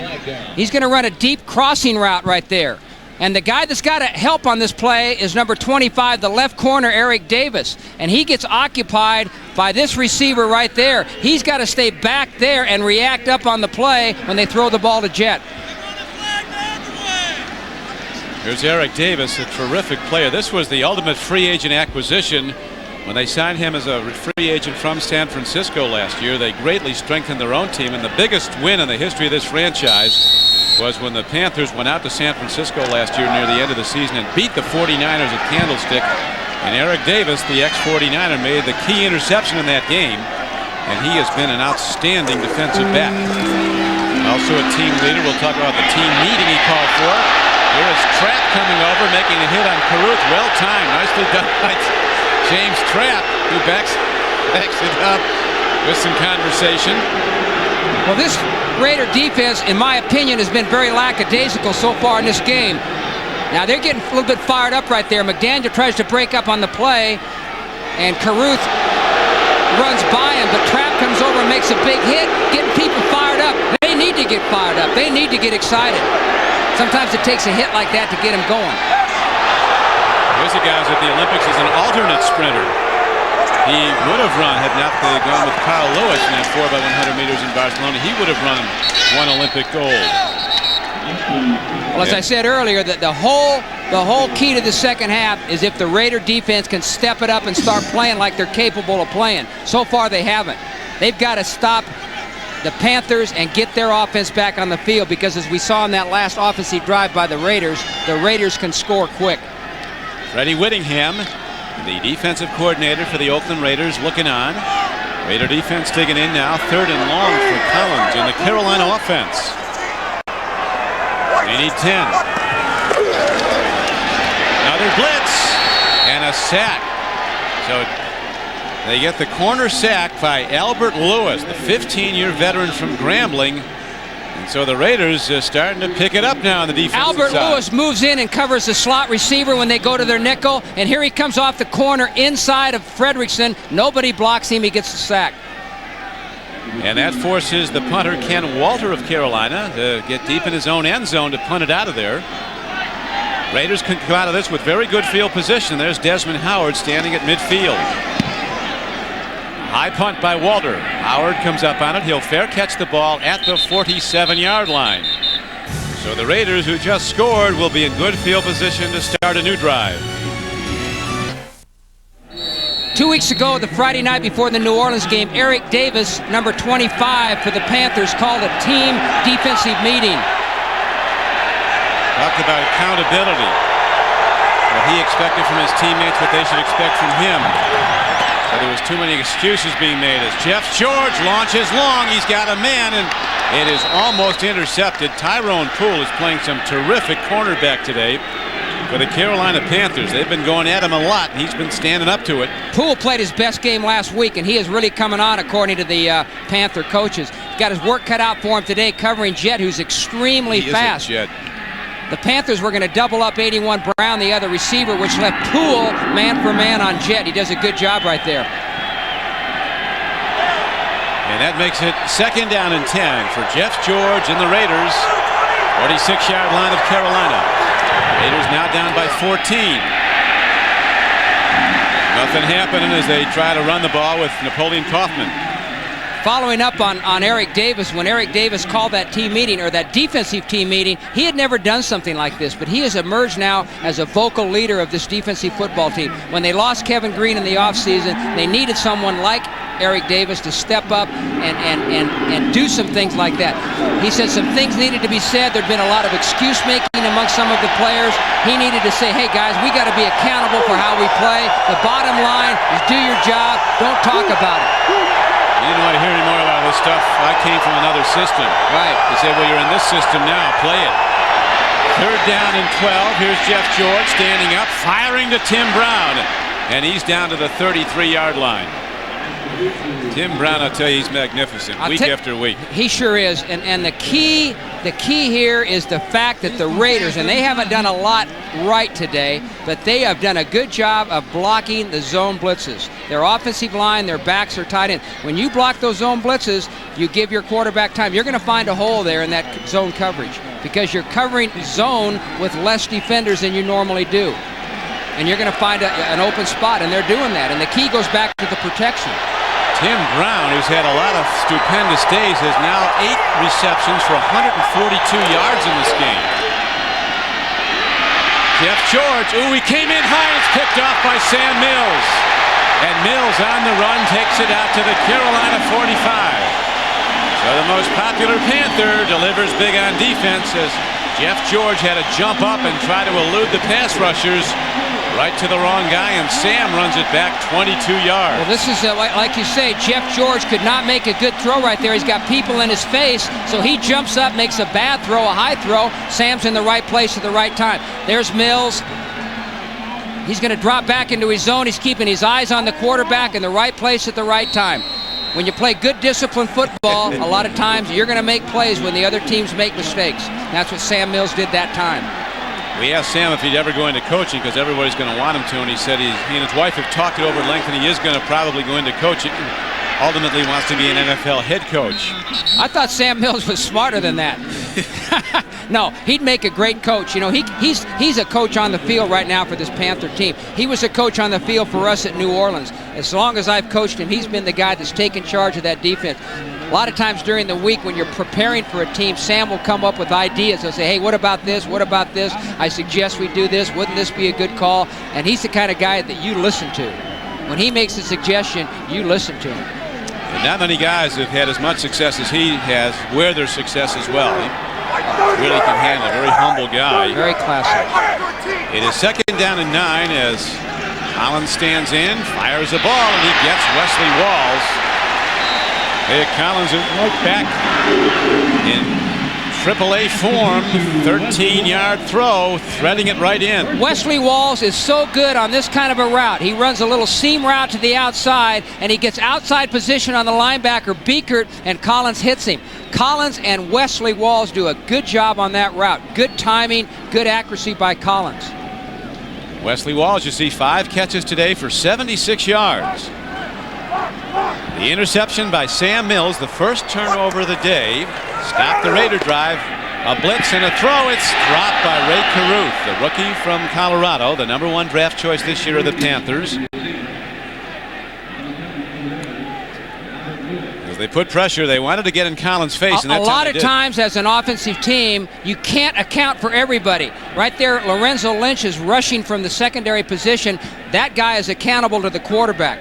Collins has got to get rid of the ball before he gets hit by Lynch. You can't block everybody. Sometimes the quarterback is responsible for a man, and that means get rid of the ball before he sacks him. See the comparison numbers here, Jim. Both quarterbacks throwing the ball very well. Here is a pump fake, and now a throw, and a little bit too much lead on it. As Collins upset with himself because he had his man open. Ragib Ismail running an in pattern. Well, this is the turnovers for Atlanta. You can see there when they win Atlanta. For the Panthers, when they win the turnover battle, the takeaway giveaway ratio, they win the football game. When they're even or plus, they're going to win. When they're minus on the takeaway giveaway ratio, they're normally going to lose. This has been the history throughout their 3 seasons as a National Football League team. Yeah, this year they're 4-0 when they're even in turnovers or plus. They're 0-4 when they're negative in turnovers this year. And Collins somehow gets it away. The Raider defense really picking up its effort. Linebacker Mike Morton and Lorenzo Lynch again pressuring. And they force an errant throw. As you said, Don, the Raider defense is picking up. Again, they're blitzing with Morton, number 50, putting good pressure on Collins. The good thing about Collins, though, is he's got the agility to get away from that rush and at least try to get a completion. But Eric Turner also coming up to help. But the Raiders seem to be playing with much more intensity on defense the second half. It's a 28-14 game. Panthers have the lead. Ken Walter, their rookie punter, hits a high punt. And that forces the fair catch at the 14-yard line by Desmond Howard. So the Raiders get it back when we return to Charlotte.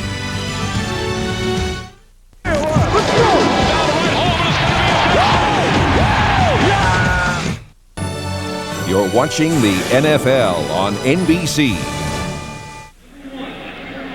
The NFL season extends to the World Wide Web on NFL.com, the league's official website. Visit NFL.com for all of the scores and stats, including a complete roundup of this weekend's scores in action. Plus chat live with some of the NFL's biggest stars. It's all at NFL.com. Raiders go to the run. Not a whole lot there for Napoleon Kaufman as he's trapped and knocked down at the line of scrimmage. Michael Barrow, outside linebacker, 56, brought him down. Pat Harlow, the left tackle for the Raiders, a former #1 pick of New England, has the rare problem for most players of not being able to hold weight. Right, this offseason, Don, his weight got down to 275. He likes to report to camp at around 300. He got down to 275, so he hired a nutritionist to help him gain weight. The nutritionist said you got to eat 7 meals a day. He started with a dozen eggs and 2 bowls of oatmeal in the morning and a piece of chicken. Get that cholesterol level up. 6 more eggs at night, a couple of pounds of steak during the day. He'd have about 7 meals. Now, one of his in-between meals of those 7, he had 2 cans of tuna, 2 cups of rice. Then at lunch, they'd say you got to eat a pound of steak. Can you imagine eating 12 dozen eggs for breakfast? And the nutritionist or a dozen eggs for breakfast. Anytime you woke up at night, go down and eat peanut butter. That's right. And you, being a man of great hygiene, want to know if he brushed his teeth. San Diego getting closer to Cincinnati. Jeff George throws. He makes the connection. Ball on the field. It's incomplete. But there's also a penalty marker down, it appears. Stopping the clock with 5 minutes and 26 seconds to play in the 3rd quarter. It's a 28-14 game, Carolina. Joe Bugle. He's seen a lot of calls, but this one we're not quite sure of. Personal foul, illegal chop block, number 71 on the offense. Penalties decline. 4th down. Well, this is a rule that was put in a few years ago. You don't see it called much, but it's a good rule because what it does is an illegal chop block is when one offensive lineman goes. Okay, when one player sets in a pass, an offensive lineman sets in a pass and is in a position to pass block a guy, and another offensive player comes in at the same time and cuts him low, that's illegal. And they do it strictly for the player's safety, for the defensive player's safety. It's a good rule, and that was a good call. False start, offense, number 84. 5-yard penalty, still 4th down. There's number 96. Darrell Russell, and he's coming around there. And you can see that number 22, Harvey Williams, that chop blocks him right there. Number 71, Lester Holmes, was blocking him also. You can't have one guy hit him low and one guy hit him high. Actually, Sean King, the guy who was chop blocked. Oh, I'm sorry, yeah, Sean King. Here is the punt from the end zone, and the ball is hit down to Tyrone Poole back at his 43-yard line. He starts wide, eludes one tackler, and spins out to the 49-yard line. And this has been the case most of the day. The Panthers will go on offense with very good field position.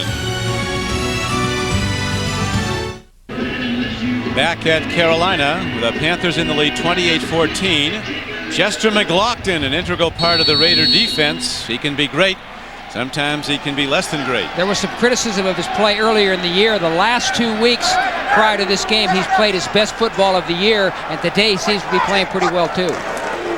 On a 1st down carry, they go to Fred Lane, who scored the game's first 2 touchdowns, the rookie free agent runner. McLaughlin is from North Carolina, from Whiteville, which he says they pronounce really Wyville here. We've got 60 family members and friends here, and that's some of the Chester McLaughlin rooting section. Yeah, we asked him, we said, how many tickets did you have to buy? He said, I had to buy 60 tickets. That's a pretty good chunk out of the paycheck. But most of these guys down there in that field can afford that right now, especially Chester McLaughlin. But I'm sure that his family and friends being here is helping him to play with a little bit more inspiration today, although he doesn't need that. 2nd down, Collins stops, takes a look, swings the ball over near side to Anthony Johnson, and he's ahead inside the 40-yard line, and he has a 1st down for the Panthers.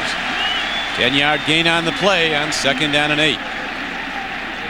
This is a screen play to Anthony Johnson, and he's going to run a screen out there. He's going to block and then release. Good call. You see number 66 out in front. Frank Garcia, number 65. Matthew Campbell, number 66. That's what those linemen are supposed to do. Go downfield and block on those secondary people and linebackers. The Panthers will have to bring their A game on the road within the next couple of weeks. It gets as tough as it can be this year in the NFL. They have to play at Denver, then at San Francisco. Fred Lane runs, and they shut him down at about the 36-yard line. So we look at the Carolina Panthers' upcoming schedule. Not easy. 3 straight road games coming up. It gets a little easier when they go to St. Louis and come home to play New Orleans. Then at Dallas, Green Bay here in St. Louis here. As mentioned, if they win today, they will be 5-4, and that's where they were through 9 games last year, were the Panthers. And then they ran the table on the next 8 games. They were unbeaten as they won right through the rest of the regular season to finish 12-4. Won the first playoff game here at Charlotte, beating Dallas. Then they went to Green Bay on that bitter cold day and lost in the NFC Championship game. Lofted ball to the Rocket. Rocket Ismail going high, but he can't come down with it. As Perry Carter, number 20, covers well for the Raiders. Perry Carter, number 20, had a very rough day last week against the Seattle Seahawks. Warren Moon picked on him all day. Here he's playing a bump and run on Ismail. The key for Perry Carter right there, he's always got pretty good coverage. He's got to make plays on the ball. That time he made the play on the ball. A lot of times guys can cover well, but when the ball's thrown, they're not making the play. The receiver comes down with the ball. That time Perry Carter won the battle. And it brings up 3rd down and 8 for Carolina. Collins stands in, sidearms the ball hard and fast, but not close to the intended receiver, Ray Caruth. A little bit of miscommunication there. As I said earlier in the game, against this bump and run man coverage, what they're doing with the receivers, the Panthers, is taking them hard down the field and then stopping. Get that defender running fast with them, then they stop, come back to the ball, and they've got position on the defender. That time, I think the receiver went a little bit too deep. Collins underthrew the football. Here's a 54-yard field goal attempt coming up by John Casey. His only misses this year have been over 50 yards. He's 1 for 4 from 50 plus. He hits the ball. Man, that thing would have been good from 70. What a field goal. He hit a 52-yarder earlier this year. He just hit a 54-yarder. He'd have broken Dempsey's record had he been back far enough. That thing was extremely well hit. He could have, his career long is 55 yards, and he was way beyond that. Man, did he hit that. Good snap, good hole. Boy, he came through strong that time. He nailed it. Georgia Bulldog, Bill Polian, when they first started putting this team together, realized as an expansion team, you have to have a good kicking game. You're not going to be in the end zone as much as you'd like, and so he went out and got the best place kicker he could, and Casey, and last year he ended up as the leading scorer in the NFL to John Casey. NBC tonight. They thought a serial killer was on the loose. I don't think he's human, and he's taking out my city. The only explanation was impossible to believe. 3 legends of evil are alive in Los Angeles. An NBC original event, House of Frankenstein, 1997 on NBC tonight. You mentioned how Bill Polian felt like he had to start with a good kicking game. I think the Panthers made they started this franchise, an expansion franchise, with the right philosophy. Kicking game and defense. And that's why they were able to win the NFC West Division Championship last year and go to the NFC Championship game, because they were very, very strong in the kicking game and extremely strong on defense. This year their offense is catching up. Casey, a former Georgia Bulldog, boots the ball down on the kickoff to Desmond Howard. And he is out to the 21-yard line. A 16-yard return on the play is coming down to make a stop for Carolina was Dwight Stone, number 80, one of their best special team players, along with Michael Bates. Stone, a former Pittsburgh Steeler. It's good when you can get those wide receivers on your kickoff team. A lot of wide receivers aren't the best cover guys in the world. They can run fast, but when they get down there and have to make a tackle, they're not the best tacklers in the world. But Stone is an exception to that. He's a good cover guy with his speed, plus he's a good tackler. As he demonstrated then. Now Jeff George, his team down 31-14, has to start pitching again. Here comes a blitz. They pick it up. Pump faking. George takes a look. He gets a man, a beautifully thrown ball. And again, it is Tim Brown coming across the middle for a 12-yard gain and a first down. Well, again, like they've been doing all day, they've done a good job of picking up the blitz. Toy Cook is coming from the right side of your screen. They're nickel back, but George avoids the rush. He scrambles to his right and hits Brown. He's always looking for Brown. He's got 9 catches today, Tim Brown, for 154 yards. This time it's Napoleon Kaufman, and he breaks it for 15 yards and a first down. Eric Davis makes the tackle, and Lamar Lathan is on the turf, shaken up on the play, back at the 24-yard line. Well, if Lathan's out of the game, that's going to hurt that rush. You know, Vic Fangio, the defensive coordinator, was telling me yesterday that he really likes Lamar Lathan. He's an exceptional athlete, big, strong, and fast, but he says one of his problems, he gets banged up a lot. He gets these little nicks that affect his play. Here he comes from the right side. Bangs into He gets a good rush. Harlow's going to block him. Bam, Harlow does a nice job, gets his hands on his chest, just rolls him back. That's a good job by Harlow. But Lathan is a talent. He might be one of the most gifted players on the Carolina team. He's 265 pounds. He runs a 4.5 quarter, a 40, but he gets banged up too often. That means Bull comes into the game. Your man Bull. Ronaldo Turnbull. Played for you at New Orleans. Next Sunday, exciting NFL action continues with a doubleheader beginning at 12 noon Eastern time with the NFL on NBC. Then in Game 1, most of you will see the New York Jets take on the Miami Dolphins. Others will see the Kansas City Chiefs go against the Jacksonville Jaguars. In Game 2, most of you will see Drew Bledsoe and the Patriots meet the Buffalo Bills. Others will see the rising Seattle Seahawks go against the Chargers at San Diego. Check your local listings for the games in your area. That's an NFL and NBC doubleheader beginning at 12 noon Eastern time next Sunday. Raiders needing points, down 31-14 in the third quarter. Jeff George swings it to the open man. Up the middle goes Napoleon Kaufman. Dives to the turf so nobody gets a clean lick on him, and he gets ahead for a 10-yard gain and a first down. Well, the Raiders are in a 2-minute offense, a 2-minute situation here late in the third quarter. No huddle, and this is what they've got to do. They don't have time to line up on huddle. They've got to go with the hurry-up offense. Jeff George drops, and he's dropped at the 47-yard line. Andre Royal coming on a blitz. Well, that time they blitzed Andre Royal right up the middle, and either he was not picked up because of a mental error. Here he comes. Either picked up because of a mental error, or somebody just missed a block. Whatever it was, he got right through and made the sack. And so Jeff George now backpedals on second down, a throw and an incompletion. Looking at Tim Brown, who's looking for a flag. Thought he was grabbed by the jersey.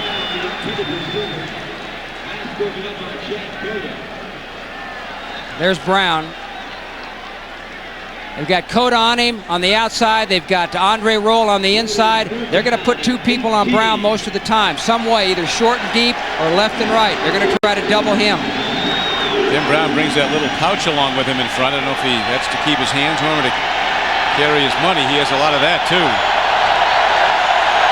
I guess for every precaution, in case it was a little colder than expected. It's a beautiful day for football in the Carolinas. Here in Charlotte as Jeff George on third down. He needs 18. Throw to Ricky Dudley, and the ball is tipped away. Excellent breakup by the rookie Mike Minter. They've been really raving about the way what you're going to see is a tremendous rush by number 69, Les Miller, running over Lester Holmes. He just keeps his feet moving, powers Holmes right back into the quarterback, gets a good hit on George. That's a heck of a rush by Miller. Miller's not a nifty guy. He's a big, strong guy, weighs over 300 pounds. What he's going to do when he rushes the passer is just push that pocket, push that offensive lineman right back into the quarterback. That's what he did that time. It's fortunate Jeff George wasn't hurt. I mean, he came in and where he was knocked into him, he hit him knee high. Here's the punt downfield. Garaguz hits the ball down, and they're going to let it hop, and it goes into the end. Does it? Let's see. Well, they're going to rule it clean, and it's going to be down inside the 5-yard line. Excellent special teams play. Coming down to make the play for the Oakland Raiders was Rob Holmberg, number 57. This is a terrific play by number 57, Holmberg, on the punt coverage. It's a good punt by Araguz because he gets it good high with good hang time, but number 57, Holmberg, right there, jumps into the end zone, and before his feet comes down, he knocks the ball back into the playing field. Sometimes plays like that on the kicking game are overlooked as opposed to offensive plays or defensive plays. Those kind of plays are just as important. That's a terrific play. They got to keep this Panther offense now bottled up in their end of the field. Got to force a turnover if they can. There's been only one in the game today. That's the interception by linebacker Sam Mills of Carolina. They go to the run into Fred Lane, and after his early success running for touchdowns, he has 2. He's now been shut down for the most part. The MetLife blimp is now celebrating its 10th year of providing aerial coverage of sporting events and television specials throughout the United States. Combined, the blimps Snoopy 1 and Snoopy 2 have traveled over 600,000 miles since the program began, and none of those miles traveled at high speed. It's got to be nice up there, though. Well, they've got a good view today, and it's a beautiful day. They thought it might rain today a couple days ago, but it's turned out to be a beautiful day. Some rain came through last night. Turned out to be a perfect day. Temperature in the 60s as Kerry Collins fires a hard pass on the flank. And Rocket Ismail makes the catch as the quarter ends. We'll be right back after these messages from your local station. Dateline Sunday, the British nanny sentenced to life for killing a baby. Now hear from the prosecution team who won the guilty verdict in their first primetime interview. Dateline tonight. Evander Holyfield beat Mike Tyson. Then he beat him again. He beat Foreman and Bo, too. He beat everybody. Everybody except IBF champion Michael Moorer. Holyfield, Moorer 2. World Heavyweight Championship. One of 4 championship fights Saturday, November 8th, sponsored by Budweiser. Live on pay-per-view from the Mirage. Evander, you beat everybody. Except...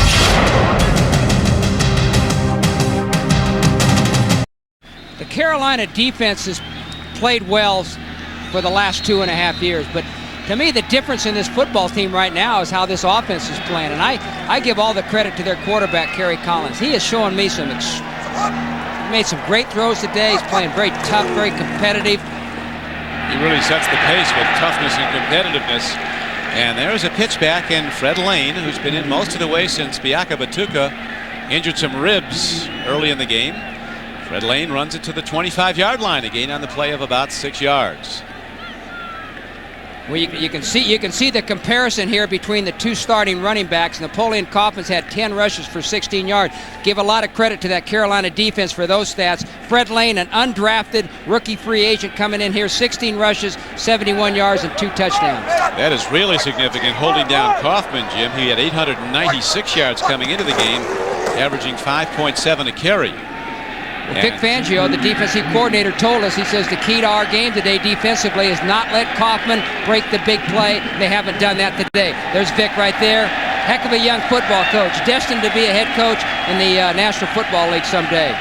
He was my linebacker coach for a long time there with the New Orleans Saints and with the USFL Philadelphia Stars. Very smart, innovative coach, comes up with these different zone blitz schemes every week that gives offenses just total confusion, total fits. You're like the godfather of this Carolina team. The coaches are all started under you. About 5 of the players were there. That's why they're doing so well. Here's the throw. I agree with you. Here's the throw out in the flat. It goes to Rocket Ismail. He made the catch. And Russell Maryland was putting the heat on quarterback Kerry Collins of Carolina. It's interesting, number 67, Russell Maryland, the right side over that left offensive guard. He beats Matthew Campbell. Gets a good push-up field, runs right by Matthew Campbell. Russell Maryland is not one of the best pass rushers on that Raider defensive line, but I'll tell you what you get from Russell Maryland. Every play, you get 100% effort, and that's important. That's why he's such a good football player. Is he? 3 Super Bowl winners with Dallas he played on. 2 national championship teams at Miami of Florida. Fred Lane, they're really closing in on Fred now as he gets shut down. Lane is hit down as Beekert, the middle linebacker, came out and made the stop. Greg Beekert, number 54. You're going to see him coming from the right side of your screen right there. Actually, they rush Beekert and Fredrickson. Nobody blocks Beekert, and he throws Lane for the loss. The Raiders are going to have to come up with these kind of plays on defense so that they can stop Carolina, get their offense on the field, give them a chance to score touchdowns and win this football game. They're running out of time. Carolina forced to throw now. They like to run clock with that big lead, 31-14. Here's an all-out blitz. It's picked up. A throw and a catch by Rocket Ismail, and there goes the Rocket. Oh, they hold on. He almost broke it. James Trapp, number 37, held on. It was a 12-yard gain. Had James not held on, the Rocket was out of here. Well, they're rushing 2 guys on a blitz, so that puts McDaniel one-on-one with Ismail. Gives him too much cushion. You got to play a little bit tighter when you're blitzing people. Can't let him get that short throw in there for a first down. You blitz people to put pressure on the quarterback, Don't let him get the first down. Those secondary people have got to play tighter. See the Rocket having his best number of catches for the season, 5 today. He has 21 for the season. Handoff up the middle, not a whole lot happening. There is again Lane hit, breaking free and getting ahead for plus yards after it looked like he was stopped for no gain. Anthony Smith finally got him down. You know, we've talked a little bit about Fred Lane and how well he's run. One of the problems, the Raiders have not tackled well. They've got people in position to make plays. They don't finish the tackle. They don't wrap up the ball player and get him down, the ball carrier and get him down. The Raiders have not tackled well at all today. In fact, their tackling overall has been atrocious. And that has been a big difference in this game as Carolina's mounted a lot of big plays and consistent drives and has taken a 31-14 lead. Here in the fourth quarter with 11:08 to play in it. Straight up the middle goes Fred Lane. On second down and 6, Fred Lane breaks open the Raider defense for a gain of 15 yards and a first down. Tackling wasn't a problem on this play. What happens here is the offensive line for the Panthers just blocked the defensive line and linebackers for the Raiders. Take a look at number 43, the fullback Green. On number 54, Beekert gets leverage, gets low, makes a good block. Green, as we said earlier, is an athletic fullback, a running back in college that's learning to be a blocker. In this offense, that fullback blocking is very important. Hand off to the fullback, and Scott Green, the first back, takes it inside the 40-yard line of the Raiders, down to the 38.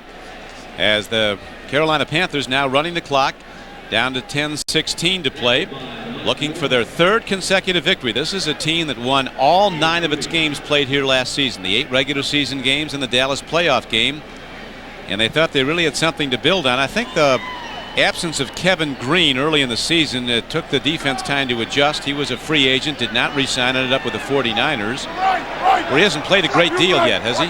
No, he hasn't played much with the 49ers. I think he's got 1 sack, but they've had a hard time getting him on the field, and he was hurt earlier in the year. Here's the throw and a beautiful catch by Wesley Walls. James Trapp. Now they're going to rule that it was no catch, so apparently that's what Trapp was celebrating. I'll tell you something, though, Don. I've seen the officials throw the flag there for taunting by a player. Trapp's got to be careful because I've seen a lot, not that bad. Trapp makes a nice play. He gets the ball out of there, but right there where he taunts Walls, that's not good. I've seen officials throw the flag on something like that. A lot less than something like that. Walls might be mentioning to Trapp at this point the scoreboard, which reads Panthers 31, Raiders 14. A swing pass, and there's too much on it as Kerry Collins was looking towards Anthony Johnson. Incomplete pass. And that brings up 4th down as Eric Turner came on a safety blitz. Now both Eric Turner and Lorenzo Lynch, 2 defensive backs, come on a blitz. The Raiders are not a big zone blitz team. Zone blitz, of course, being the rage. Here comes Lynch. Turner's coming from the other side. The Raiders have not been a big zone blitz team this season, but they are doing a little bit more of it today. That time they were in a zone blitz and they dropped a couple of linemen into coverage. Ken Walter now ready to place the punt again. He hits the high end over end punt. Desmond Howard lets it hop. It's going to be down at the 2-yard line. Coming down to cover. Mark Bates was the guy. That last punt by the punter, Ken Walter, was a huge play for the Carolina special teams. Ken Walter came to camp this year as a free agent, made the team. That ball was down inside the 2-yard line. Great field position for the Panther defense. Horrible field position for the Raider offense. Ken is a free agent from Kent State. He was given a play-by-play in his last good punting effort on the sideline as the Raiders, Jeff George will throw from his end zone. Dumps it off to Derek Fenner, and he does well to get to the 5-yard line, a gain of just 3 yards on the play. As the game clock is running, it's down to 9:23 to play. They're going no huddle again. They're hurry-up offense, Don. Lamar Lathan is back in the ball game at the right outside linebacker position. Took him out earlier in this half when he got hurt, but he's back in there now. New England finally gets a touchdown in that game. Buffalo continues to lead the Dolphins. Important AFC Eastern game. The Jets continuing to lead the Ravens as the Jets look for their 6th win of the season against 3 losses. getting back to Ken Walter, the punter, he came into this game with 18 punts downed inside the opponent's 20-yard line. He leads the National Football League. Against the New Orleans Saints 2 weeks ago, he punted 6 times, 5 of them were down inside the 20. When you can make a team start a drive inside their own 20, puts a lot of pressure on them. They don't get into that end zone very often when they have that kind of field position. Raiders with difficult field position now. The ball positioned at their 5-yard line. Jeff George firing downfield, and he's got his man, but the ball is knocked away as Chad Cota came over and made the hit on Kenny Shedd. Lamar Lathan comes with pressure from the left side of your screen. Number 56 also right there. 56 should have had a sack. Michael Barrow should have sacked Jeff George right there, but Jeff George will lose it. Kenny Shedd's got to make that play. Good hit by Chad Cota, but Kenny Shedd's got to make the play. When you're down by as many points as the Raiders are, guys got to come up with plays. That would have been a first down. They got the ball. Now they got a punt. Leo Araguz, a very good punter, hits the ball high and downfield. Ty Poole waves it off, let it roll, and it'll be down at the 46-yard line. A 41-yard punt by Araguz. It's all net yardage. There was no return. Fred Lane, the young running back in the Carolina backfield with 90 yards rushing today, Jim. That matches his total for the first 8 games of the season. And of course, he also has 2 rushing touchdowns today. The first 2 of the game, 15-yard run and an 18-yard run. And it's 31-14. The Panthers in the league. Don Capers telling us yesterday that his team is together and playing as a team better than it's been all year, and they certainly have come up with their best effort today as they're looking to run clock now on first down. They run a slant. This past spring at the quarterback challenge, Pinnacle Trading Cards had some fun with some NFL quarterbacks. Kerry Collins was among those featured at the photo shoot doing his best Elvis impersonation. Kerry also went out trick-or-treating in that outfit Friday night. I think that's the last time he held that out. He's pulling some trick-or-treating on this Raider defense today. He's getting all sorts of gifts from it.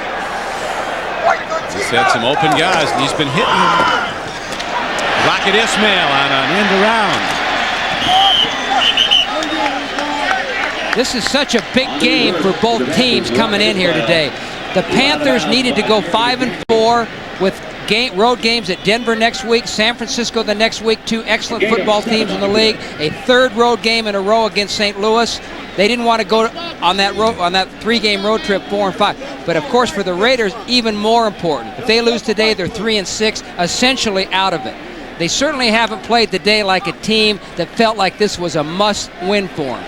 They haven't played with that kind of intensity, especially on defense. Yeah, they were blasted at the half. They were down 28-7 at the half with the Raiders, and then scored the opening touchdown of the 3rd quarter and seemed to be back in the game. But now they trail 31-14. You know, when we did the first game of the season, Don, as you recall, when the Raiders played at the Tennessee Oilers, they were very optimistic in talking to their players and coaches the day before the game. Very, very, very optimistic about the chances they had to have such a good football team this year. They lost that game in overtime, lost the very next week, the last play of the game to the Chiefs, started out 0-2, and their season has not been good ever since then. They had one bright spot when they beat Denver a couple of weeks ago, but these last 2 weeks they have not played well against Seattle or today against the Panthers. Pitch back to Fred Lane. He goes wide, and Lane is going to be out of bounds at about the 33-yard line. The Raiders have had 2 1-point losses this year, and the overtime loss in that opener to Tennessee you mentioned. That's their upcoming schedule. They'll be home at Oakland's Alameda County Coliseum, our stadium, for the New Orleans Saints next Sunday. And they head to San Diego and go to Denver, come home to play Miami. Got some tough clubs the rest of the way. Yeah, at 3-6. If they lose today, they'll be 3-6. They're on their way to a loss, down 31-14 with a little over 6 minutes to go. But 3-6, they're going to be, you know, very depressed because they had such high hopes for themselves coming into this season. Yeah, there was great optimism, and with good reason. I mean, they have a lot of personnel. Here is Fred Lane following blocker Scott Green, and Lane turns it down close to the goal line. Is he in? He is. That's another rushing touchdown. 32-yard run for a touchdown. Well, we've been talking about that Raider defense. There's got to be somebody that comes up there and turns that play in. Number 96, Darrell Russell, gets caught inside. There is nobody to contain the run. That's just poor defense. That's unsound defense. You always have somebody to turn the run back inside. They didn't have anybody there. They were completely out of position. And Fred Lane, Jim, has now rushed for 127 yards, the rookie free agent, and 3 touchdowns. And if the lid wasn't on long ago, it is now 38-14 Carolina. Fred Lane, he's quite a guy. He scores touchdowns and then never leaves the field. He's right in to cover the next kickoff. It's 3 touchdown runs today and 127 yards rushing for the day. 3 touchdown rushes from 15, 18, and 23 yards. And when I talked to the Carolina coaches yesterday and Friday, they had a hard time containing their enthusiasm for Fred Lane. They wanted to say more good things about him than they really did. They really like him. They like him even more today as Desmond Howard runs back the kickoff, turns it wide, and Casey gets him down with a chop block. John Casey, the kickoff man. 33-yard return. Here's the last touchdown. Take a look at this touchdown run by Lane, but the guy I want you to focus on is the fullback, number 43, Scott Green. He's going to be the lead blocker on here. If the Raiders are playing good defense, he should have somebody to block right on the line of scrimmage. As a result, he comes around the corner, has no one to block. The first contact he makes is downfield on Eric Turner, 5 yards from the end zone. That's poor defense by the Raiders. A one-man convoy for Fred Lane into the end zone. And Fred's having a good time. Jeff George dropping on first down, throws an out pattern, and gets it out to his man. That's Desmond Howard making the catch as they go with extra wide receivers. And he stops the clock. There's Jerry Richardson, the former Baltimore Colt, who's done a great job as the Panthers owner. Boy, they've done it all right here, and he's got to be pleased today. Here's a guy that made good use of a playoff check when he was with the Colts. $4,400 check. Some guys would go to Vegas. He plopped it into a fast food franchise and later became, I think, the biggest fast food franchisee in the country. Tremendously successful. And now he has a very, very good football team as the throw downfield is to Dudley, the tight end. He gets a first down, then he's thrown back at about the 43-yard line. And talking to Dom Capers about Jerry Richardson, Dom cannot say enough good things about Jerry Richardson as an owner of this football team. Marty Schottenheimer, the coach of the Kansas City Chiefs, told me a few weeks ago, I said, what's the most important thing for a head coach in the NFL? He said, well, Jim, there's 3 things that are most important. Number 1 is owner, number 2 is owner, and number 3 is owner. Jeff George shaken up as he was twisted down when he was sacked on that play. I think he's grabbing at his midsection. Ronaldo Turnbull was one of the pass rushers, as referee Gary Lane says. Defense. Number 97, 5-yard penalty, still first down. Ronaldo got the sack, Turnbull got the sack, but he was off a little bit too early. So yeah, he starts too early, coming from that right end position before the ball was snapped. That's why he got the sack, otherwise he wouldn't have got it. A lot of people attending to Jeff George, a difficult development. This guy has just played fantastic football for the Raiders, even in this losing season. Looks like the team physicians for the Raiders are checking Jeff George for bruised ribs. He walked off okay. It certainly wasn't his legs. Early in the year during training camp, he missed, I think it was a week of practice with a pulled abdominal muscle. That's just Turnbull being offsides, and, you know, Harlow couldn't do anything about that one. David Klingler's now in the game, and his first throw is for a completion. He hits James Jett, who's quickly tackled by Tyrone Poole. A gain of 6 yards on the play. The Raiders with more first-round draft choices on their roster. Not all of them were made by the Raiders, some from other teams that they acquired later, but they have 18 first-round draft choices, including Klingler, who was a very high pick of the Bengals and was just beaten up there by very poor offensive line play.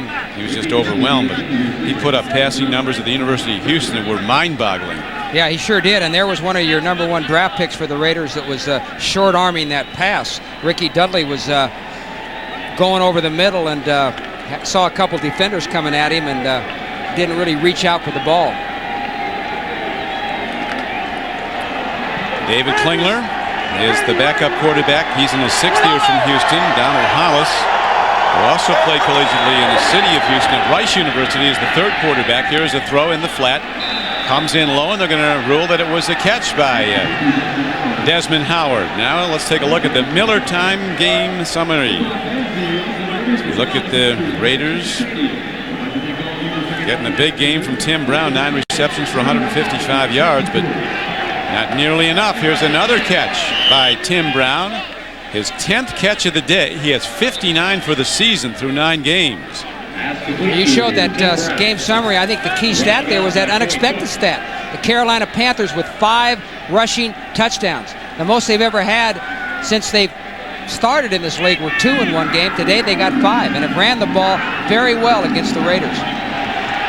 Jeff George injured some ribs, had to come out of the game, played very well for the Raiders, threw 2 touchdown passes today. Has 20 for the season against just 4 interceptions. As the Raiders run the ball right at Carolina, but the Raiders down 38-14 with 4:05 to play. Now that interesting there. They give the ball to Harvey Williams, one of the running backs last year. That was his first carry of the season because he'd been a tight end up at this point. Here's a throw to the end zone. They're looking at Tim Brown, who has 10 catches today for 163 yards, but Klingler's way high on him, and so it goes as an incomplete pass, stopping the clock with 3:52 to play. So Joe Bugle pointing out to his offense, looking to get something more on the board, although the game is out of reach for his Raiders, and they'll fall to 3-6 after this loss today. I would not want to be on that plane ride home to Oakland after this game. It's going to be a very depressed airplane ride. Going to be a lot of down people, a lot of down players, coaches, owners, management people. Not going to be a happy trip home. No fun to lose, and somebody has to every week. Here is Klingler firing over the middle. He gets Dudley. A nice catch off his hip, and he advances the ball down to the 6-yard line for a Raider first down, 1st and goal. Well, the Raiders are working the ball down the field, but they're really running out of time, being down 38-14 with 3.5 minutes to go. Klingler hands off, gives the ball to Harvey Williams, and he's going to be taken down at about the line of scrimmage. Les Miller, number 69, rode him down. And the game clock keeps ticking down. So the Raiders into alignment without a huddle. Trying to get into the end zone. Klingler takes a look, fires, throws hard, and he might be picked off. I think he is. Tyrone Poole, who's played superbly all day, puts a topper on it by making the interception, his 2nd of the year. When I asked Vic Fangio yesterday about guys that have been playing well, there's Poole there covering on number 82 Jet. He's kind of doesn't have to worry about too much cushion there in the end zone. Good coverage. Heck of a catch. Really good coverage. Vic Fangio, the defensive coordinator, I says, who are some of the guys that have been playing well for you? He says, he mentioned Tyrone Poole. He mentioned 3 or 4 guys. He mentioned Tyrone Poole. He said Tyrone Poole had his best game of the season last week, and one of his better games since he's been with the club. He made a heck of an interception right there. This guy's playing with more confidence all the time. He is. Ty Poole, a good player from Fort Valley State, now in his 3rd year. Ready to run the ball are the Panthers, looking to run the clock as they give it straight ahead. And we look at the ticker. Buffalo continuing to lead the Dolphins as Marino went out of that game with an ankle injury. And the Jets closing in on their 6th win of the year, leading Baltimore by 7 with less than 2 to play. So the Carolina Panthers have their A game together, and they'll have to have it when they go on the road the next 2 weeks to play at Denver, then at San Francisco. Could be going to OT. In that San Diego 24-point performance, they're still down to Cincinnati. Eric Metcalf has returned 2 punts for touchdowns, 85 and 67 yards. Well, at least one thing about the Panthers, they're going to go into that Denver game and that next week with a lot of confidence with their very impressive performance today, both offensively and defensively, and in the kicking game. And there's one of their defensive players right there, Tyrone Poole, who made that great interception just a minute ago. They say, Jim, the one way to beat the Denver Broncos is to run the ball on. They've not had a good run defense this year. And as Kerry Collins told us yesterday, one good aspect of this team, the Carolina team now, he feels, was the way they're springing their running backs into the secondary. They're getting them by that initial wave of defensive linemen. I think this is the best offensive line they've had in the 3 years that they've been in existence. I think they're playing very well right now. They played well all day. Very solid blocking, picking up blitzes. Here's the handoff. Textbook open field tackle. He doesn't know when he's down, does he? He keeps. Now the Raiders are starting up, but Calvin Branch made that hard hit. Chester McLaughlin teeing it up with Campbell and look who's in the middle down there. Kerry Collins, Garcia, quarterback.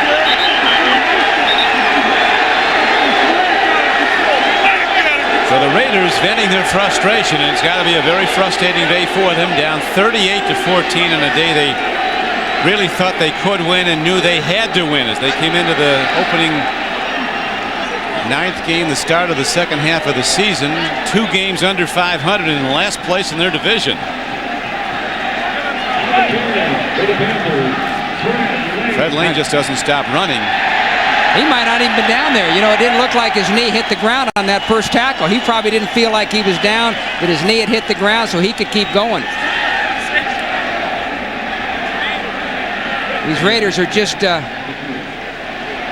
well, Garcia, number 65, the center for the Panther. He's right in the middle of that fracas down there. He's a fiery guy. He's an emotional, excitable guy, tough guy. We have multiple personal fouls. Number 91 and number 67 on the defense throwing punches. Both players have been ejected. 15-yard penalty, first down. Now McLaughlin goes up and he takes a swing and he's going to get a huge fine. Gene Washington will be checking this out at the NFL league office, but McLaughlin looked up to him like he was going to shake his hand, then he threw a punch at him. Tell you, that's not good. You know, that's. Well, first of all, it's not great wisdom to be firing a fist into a steel face mask. Yeah, and it just shows a lack of class. Some more upset Raiders. Russell Maryland, who's usually a model of deportment, he's very upset. I think probably McLaughlin too. The fact that his family's here, that his hometown's about 2.5-hour drive, probably makes him even more frustrated. But you just can't let. You've got to stay disciplined. You can't let your emotions get carried away like that. You can't do things that can hurt people. There's another personal foul, number 91, unnecessary roughness and unsportsmanlike conduct. Another 15-yard penalty, first down. That might be the first time that a guy committed a foul after he's been kicked out of a game. He was officially out of the game, and he was assessed a 15-yard personal foul penalty. You know, the bad thing about this, Don, too, is it doesn't. I mean, it looks terrible for Chester McLaughlin, you know, and everybody sees this, and it just puts him in a real bad light. It's just not good. It's just not good for football to do something like that. Well, with 2:36 to go, it's pretty much of a gimme for the Carolina Panthers. It's within the leather. Don Capers now getting into a conversation with the side judge. So the Panthers are about ready to run the ball a few times and get out of here with their 5th win of the year. And it's like a year ago when they were 5-4 after 9 games. They will be again this year. Here's another penalty being assessed. All the way out to the 40-yard line of the Raiders. The personal fouls keep on coming here, Jim. I'm not so sure I've ever seen a penalty that many yards marked off with a penalty or two. That ball's gone from the 20-yard line almost down to the Raider 40-yard line. A couple of more personal fouls. It'll be first and goal. Russell Maryland was ejected. So was Chester McLaughlin of the Raiders. Now Kerry Collins is settling his team down. Guys, let's get out of here with our uniforms and helmets on and limit the after-play skirmishes, which have marred this game with 2 minutes and 36 seconds left to play. Handoff. Fred Lane runs. He's thrown back. Whistles blow as the officials jump in quickly. As we look now at the AFC West standings, the Denver Broncos lead it with 7-1 record. Kansas City at 6-2. Seattle with 5 wins in the last 6 games, up to 5-3 now. That's a team to watch. The Seahawks. San Diego, at last report, was losing by 7 at Cincinnati. Giving Carolina the win here today. Projecting ahead, which is not hard to do with 2:23 left in their huge lead, 38-14. San Francisco up 7-1. Carolina 5-4. And the rest of the division right now playing for high draft choices. Well, this win for Carolina puts them very much in the playoff picture. There's no question about that. And they, again, like we said earlier, they needed this win going into that 3-game road trip. But they got to feel right now, hey, we're in the playoff picture. We're in the hunt. No question about it. Tremendous confidence builder for this football team. This win today, a very impressive win. Both sides of the ball.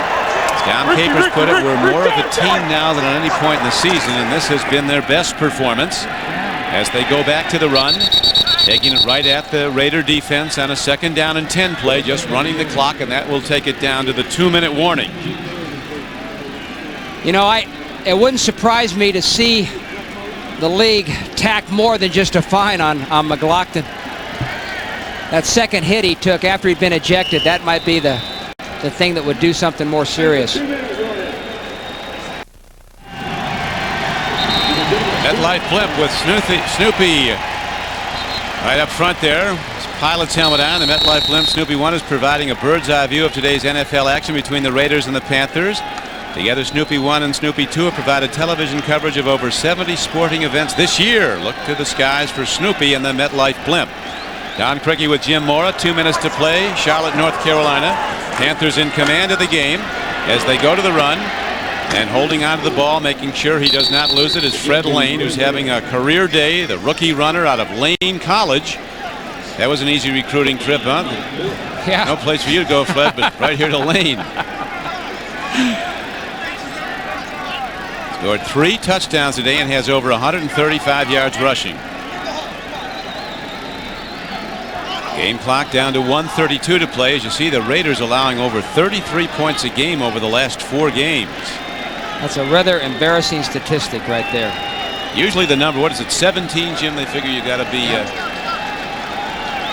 Yeah, most teams when you say what do you as they set up a goal for a defensive team as to how many points you can allow and still expect to win the football game or play pretty good on defense. Normally, defensively, say if you can hold a team 17 points or less. Offense, 5-yard penalty, still 4th down. They say if you can hold a team to 17 points or less, you ought to win most of the time. And this Raider defense the last 4 games has given up double that with over 33 points a game. They have better players than that. That shouldn't be the case with this football team. Last week at Seattle, the Raiders scored 34 points, but that was 12 fewer than they needed as they were beaten 45-34. That's 17 points. Bugle's mad at Harlow for something there. Having a, you know, it's funny. Bugle, Al Locasal with the Raiders told us yesterday that Bugle told him that he felt that Pat Harlow was the hardest working offensive lineman he's ever been around. And Joe Bugle was an offensive line coach. When he was an assistant coach, he was an offensive line coach. He probably takes special interest in those offensive linemen. He was a great offensive line coach with the great Washington teams of Joe Gibbs. He's got a couple of Super Bowl rings in his days with the Skins. 7-yard gain. It stops the clock. Going out of bounds, Fred Lane with 1:07 left to play in the game. And now the Raiders will take over the ball as David Klingler, who came in here in the 4th quarter when starting quarterback Jeff George apparently bruised some ribs when he was sacked on a play. And Fred Lane, the rookie free agent, what a day he's had, saluted by his teammates, 140 yards rushing and 3 touchdowns. And on the Sun America postgame report, we'll be talking with Fred Lane. As you pointed out, Jim, you don't always get the great ones in the first round. A lot of great ones come in as free agents. A lot of them. Happens every year. It's happened to every team. Now Klingler is sacked back inside the 30-yard line.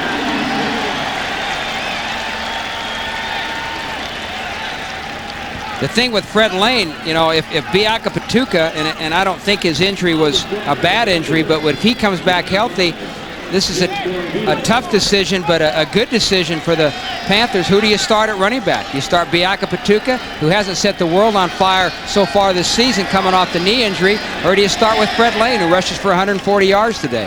Hey, it's a nice choice, though, isn't it, for a coach? Oh, yeah, that's the kind you like, but it'll be interesting to see what they do next week if Biaka Patuka is healthy. We know Fred Lane's healthy. Everybody in the field hits him, and he keeps on running.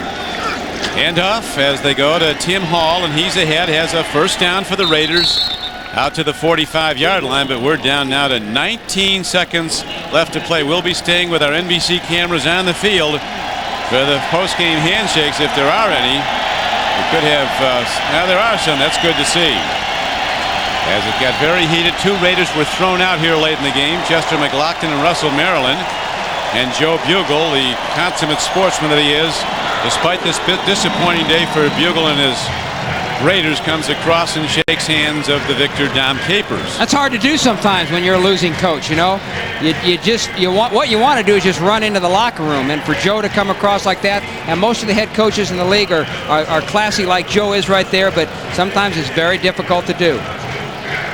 Man of the day who carried the day, Fred Lane, the runner, will be coming back to Charlotte with a Panthers win 38-14.